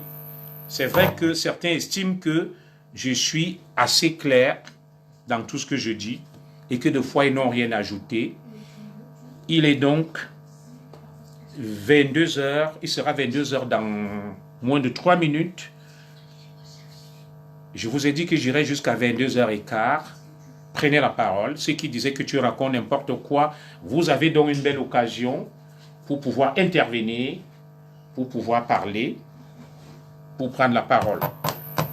Alors, je vais diffuser un audio que j'ai trouvé très édifiant aujourd'hui.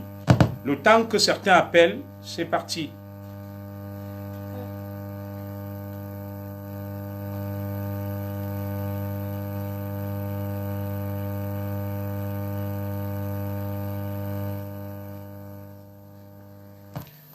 La ligne est ouverte pour tous ceux qui veulent prendre la parole.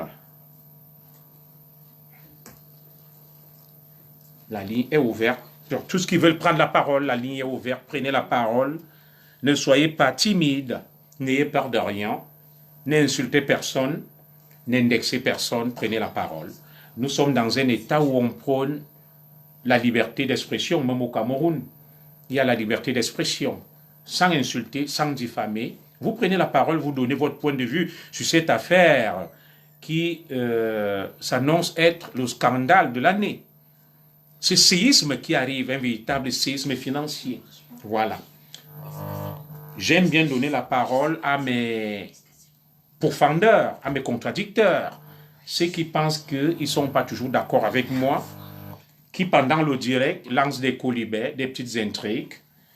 C'est l'occasion, c'est le moment de parler à visage découvert.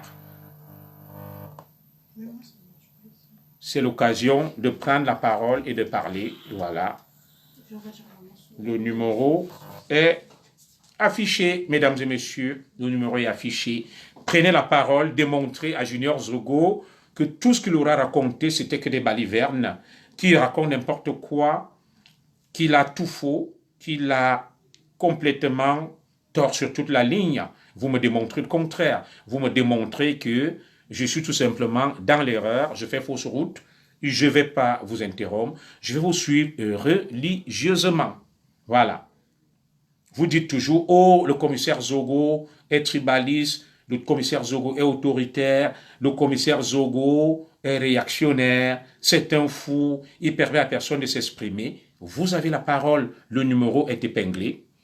Il y en a qui m'ont dit, tu racontes n'importe quoi, t'es pas sérieux. Venez donc démontrer que je racontais n'importe quoi. Le numéro est bien épinglé. Je vais vous écouter religieusement. Je le tiens de mon frère Serge Anango, que je salue d'ailleurs, qui me dit, je reste ouvert au débat, à tout échange, à la contradiction. Voilà. C'est ce Cameroun que nous voulons construire, le Cameroun de demain, où chacun apporte ses arguments et dit ce qu'il pense. Voilà. Nous allons partager l'édito de Sismondi Barlev Bichoka.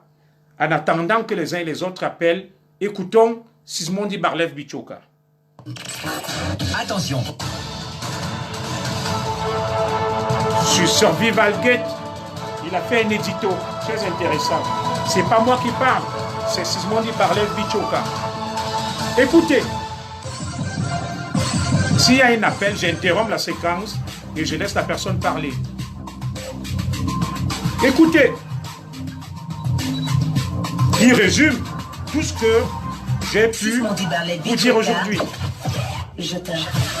L'éditorial du matin, c'est une réflexion sur l'actualité brûlante. Et je remercie Sismondi Barlev Bichoka qui me permettent d'utiliser son travail, ses œuvres intellectuelles. Messieurs, chers auditeurs, bonjour. En lieu et place de l'éditorial ce matin, je vous propose des éclairages, notamment des avocats et d'autres experts financiers, à propos de l'affaire Survival du MRC qui prend de plus en plus des proportions inquiétantes. Des proportions inquiétantes car les polices allemandes, belges, canadiennes et américaines sont aux trousses des promoteurs de Survival. Des donateurs, certains parmi eux, ont utilisé des cartes bancaires volées pour expédier de très grosses sommes dans les comptes de Survival. C'est pas moi qui parle. L'organisme français qui trace les capitaux volés, l'argent du terrorisme, le blanchiment d'argent et autres, nous apprend que depuis 2 semaines, ils ont identifié près de 300 sources qui ont expédié de très grosses sommes d'argent dans les comptes de Survival. Des sommes allant de 850 000 € à 2 000 €. Sur les réseaux sociaux, l'affaire fait peur aux partisans de Maurice Kamto, car ce dernier est susceptible de se retrouver dans la ligne de mire de la police internationale en plus, Interpol. C'est tout simplement inquiétant. Un expert financier répondant à Maître Bomo Timbanil lui a dit qu'en effet, il y a eu plus de 4 milliards de francs CFA de dons envoyés dans les caisses de Survivol. L'affaire devenue Survival Gate.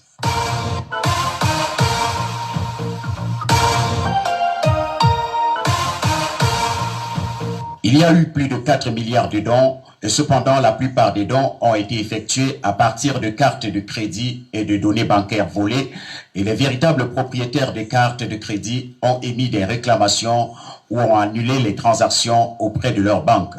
Survivalgate était un vaste réseau de blanchiment et de recel de paiements frauduleux. Tracfin, qui est l'organisme français chargé de lutter contre la fraude bancaire, le blanchiment d'argent et le blanchiment du terrorisme, mène des enquêtes dessus depuis août 2020 en collaboration avec des polices allemandes, anglaises, canadiennes et américaines.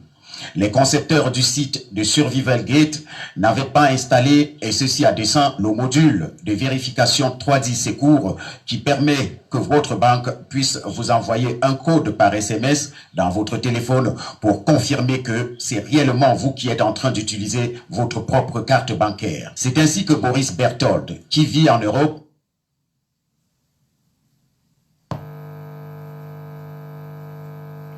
Alors, vous avez donc suivi, mesdames et messieurs, ce bel éditorial de Sismondi Barlev Bichoka sur cette affaire dite Survivalgate. Voilà. Vous avez suivi. La ligne est ouverte. Voilà. Moi, je n'accuse personne. Chacun a pu mener son enquête. Voilà. Et je n'ai pas souhaité que certains noms soient cités en les indexant. Voilà. Parce que je suis responsable de ce qui est diffusé dans mon direct. C'est pour ça que je l'ai interrompu à ce niveau. Voilà. Vous avez le temps de prendre la parole, d'intervenir. Et lorsqu'on dit opération de blanchiment d'argent, sans citer personne, ça veut dire de manière simple ceci. Avec ces cartes, ils ne peuvent pas aller dans des distributeurs retirer de l'argent parce qu'ils n'ont pas le code secret. Donc, ils mettent l'argent et ils reprennent. On leur revire ça dans leur compte. Vous voyez un peu. C'était très compliqué. On ne sait pas ce qui s'est passé. C'est pour ça qu'il y aura une enquête. Est-ce que cet argent, une fois versé, n'a pas été retiré et redistribué en numéraire et en espèces? C'est juste des pistes. Lorsqu'on parle de blanchiment, c'est un peu ça. Avec une carte bancaire douteuse, on ne peut pas faire un retrait. Voilà. On peut virer et maintenant et reprendre. C'est pour ça que Sismondi parle de blanchiment. Ça risque d'être très compliqué. Les prochains jours que les gens s'apprêtent à prendre des avocats, ça va être compliqué, il y aura des interpellations musclées. Je sais comment ça se passe en Occident. Ils débarquent chez toi à 4 h du matin. Ils cassent la porte, ils rentrent.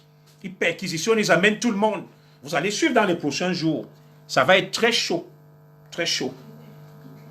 Alors, ça va être très chaud dans les prochains jours. Ça va être très, très chaud dans les prochains jours. Que les uns et les autres préparent leur défense avec des avocats. Ça va être très, très, très chaud. Très, très, très chaud. Oui. Nous n'accusons personne.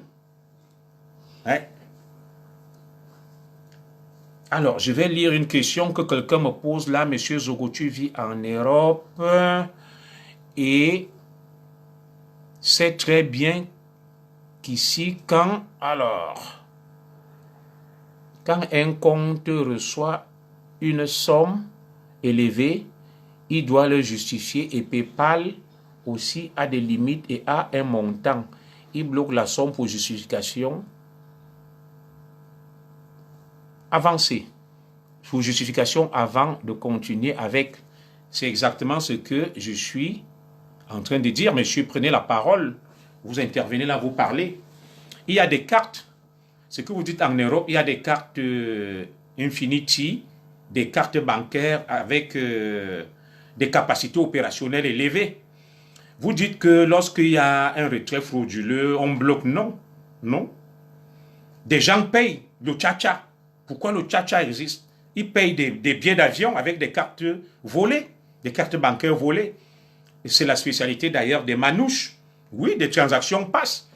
Oui, quelqu'un prend ta carte, il paye sur des sites non sécurisés, des opérations qui passent. Voilà. Vous dites que des montants élevés à justifier. Oui, il y a des gens qui ont fait des virements. Voilà. Je prends le cas de l'artiste, comment on l'appelle? Notre artiste Richard Bona, qui a donné près de 5 000 euros. Ça dépend. Si j'ai une carte Infinity, où j'ai la possibilité de virer 20 000 euros, ça dépend du type de carte. Voilà. Et dans le système anglo-saxon, c'est pas pareil. Voilà. Et des gens ont fait des virements depuis le UK, tout ça là. Je peux décider que je fais un don sur mon argent. Voilà. Et c'est pour ça qu'on vous dit qu'il n'y a pas eu de code. Parce qu'avec certaines opérations, c'est sécurisé. Allez tout de suite en ligne là. Il y a des opérations non sécurisées. On ne te demande pas de valider un code. On prélève l'argent, ça passe. Mais d'autres où on exige que tu valides avec l'envoi d'un code. Mais je le fais tout le temps des courses en ligne. Ouais. Mais vous-même, vous parlez du tcha-tcha en milieu camerounais. C'est quoi le tcha-tcha? Ben, je ne suis pas dans les milieux camerounais mondains. Mais certains se sont fait une fortune derrière le tcha-tcha. Vous parlez de ça. Des gens qui volent des cartes bleues, qu'on appelle des fémènes, qui font des transactions, qui achètent des choses. Voilà. Vous savez bien que ça existe. Donc ne venez pas me dire que tu es en Europe, tu sais bien. Non, c'est possible. Vous connaissez des grandes fémènes qui se sont fait des fortunes en allant même spolier des gens, en prenant des sommes importantes. Vous devez vous poser une question. Comment ils ont fait pour prendre de l'argent à ce qu'ils appellent leur gibier? Des 100 000, de 200 000 euros. C'est passé bien par ces circuits. Oui, le tcha-tcha merengue, c'est ça, Victoria Vasquez. Donc, on parle de ça dans des directs, j'écoute des clashs, qu'il y a tel qui vit du tcha-tcha, des cartes volées. Alors, un appel. Oui, allô? Allô? Alors, attendez. Oui, allô? Oui, allô, bonjour. Oui, bonjour, chers compatriotes. Vous êtes en direct. Parlez librement. Vous présentez si vous voulez. Oui. Vous avez la parole. Oui, je voulais juste confirmer tout ce que tu as dit là par rapport au tcha-tcha. Oui. Moi, je suis ici au Canada et j'ai vu un frère qui fait dans son domaine dans le transport. D'accord. Il est comme ça, il voulait aller porter comme ça une marchandise dans un grand magasin reconnu. Oui. Et justement, parce que la personne qui avait payé une marchandise de plus de 20 millions avait justement payé avec ses fausses cartes bancaires. Et quand il est arrivé dans le magasin, comme le client lui avait dit d'aller porter, aller mettre dans un entrepôt, et il a été comme ça encerclé au moins par 10 voitures de police. Voilà. Qui l'ont encerclé parce que la marchandise qui partait de transporter pour aller mettre dans un entrepôt est une marchandise qui a été payée par des fausses cartes.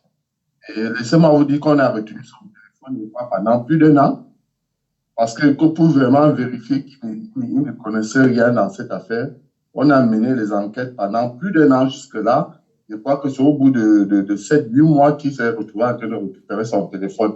Parce qu'on est resté avec son téléphone juste dans le but de voir, comme il dit, comme il n'y est pour rien, pour essayer de filer s'il reçoit des messages et tout. Donc l'affaire du chat, ça ce n'est pas une affaire qui est nouveau. Voilà, donc vous confirmez que avec des cartes bleues frauduleuses, des gens peuvent payer avec des sommes élevées. Oui, voilà. Je dis la marchandise était une marchandise évaluée à plus de 20 000 $. J'espère que les Camerounais nous suivent là. C'est un témoignage des Camerounais. C'est plus de 8 millions de francs CFA, 20 000 $ canadiens. Payer cash, rubis sur l'ongle avec une carte bleue volée. Reconnu, ce n'est pas un magasin. Allô? Oui, allô, je vous suis, oui. Oui, c'est vous qui parlez. Allez-y, chers compatriotes, oui. C'est vous qui faites le témoignage. C'est ça que j'étais en train de dire. Je ne sais pas pourquoi les gens veulent contester cela, ça se fait partout. Et bon, le temps de mener l'enquête prend certainement le temps que ça prend comme...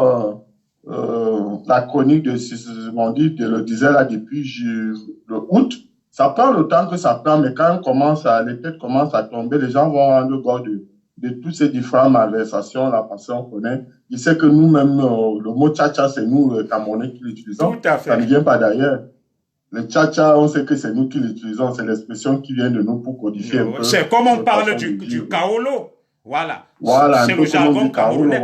Oui, mais les Blancs connaissent déjà toutes ces choses, hein, parce qu'ils sont informés, voilà. Ils ont des gens qui infiltrent et ils payent le renseignement. C'est ce que beaucoup ne savent pas. Ouais. Lorsqu'on dit... Ouais, donc, que les gens ne disent pas qu'il n'y a aucune invention, là, les enquêtes sont menées. Je dis, c'est un frère avec qui je collabore presque à tout moment, dont je parle de ce que je connais.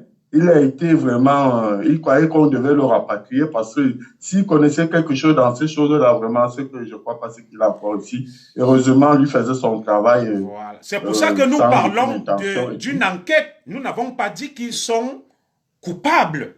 Peut-être qu'ils sont de bonne foi pour certains. Voilà. Ouais. L'enquête sera menée et puis des responsabilités seront établies. Ah oui, donc, c'est un peu, je voulais juste confirmer tout ce que tu dis. C'est ce qui est... C'est qui s'est vu. Moi, je fais des achats en ligne. Je fais des achats en ligne. On me demande pas mon mot de passe. Je fais juste des achats en ligne. On me demande pas mon mot de passe. On n'envoie pas un message pour confirmer si c'est moi ou pas. Ça peut arriver. Mais quand je passe directement par ma banque va me demander, m'envoyer un code pour savoir si je suis au courant de la transaction que je fais. Mais si je passe par PayPal directement, PayPal ne me demande pas le mot de passe, ne m'envoie pas un code quelconque. Tout à fait. Tout à fait. Moi-même, il y a des transactions que je fais en ligne avec mon épouse et nos cartes bleues. Des fois, on ne demande pas un code de confirmation. Tu vas, tu mets, tu payes et le tour est joué. C'est terminé. Voilà. OK. Merci pour cette belle intervention. Merci et bonne soirée. Merci, bonne soirée à vous. Au revoir. Alors, vous suivez donc des témoignages des Camerounais, preuve que nous ne racontons pas n'importe quoi. Et je vous ai toujours dit que celui qui pense qu'il a des arguments contraires et qui vient tout simplement nous les démontrer ici, devant ces 175 Camerounais qui nous suivent. Voilà. Et je le précise, nous ne sommes pas là pour livrer en partie un Camerounais ou pour nous attaquer à qui que ce soit. Nous sommes là tout simplement pour débattre d'un sujet, d'une question, n'est-ce pas, d'actualité, une question dont tout le monde parle.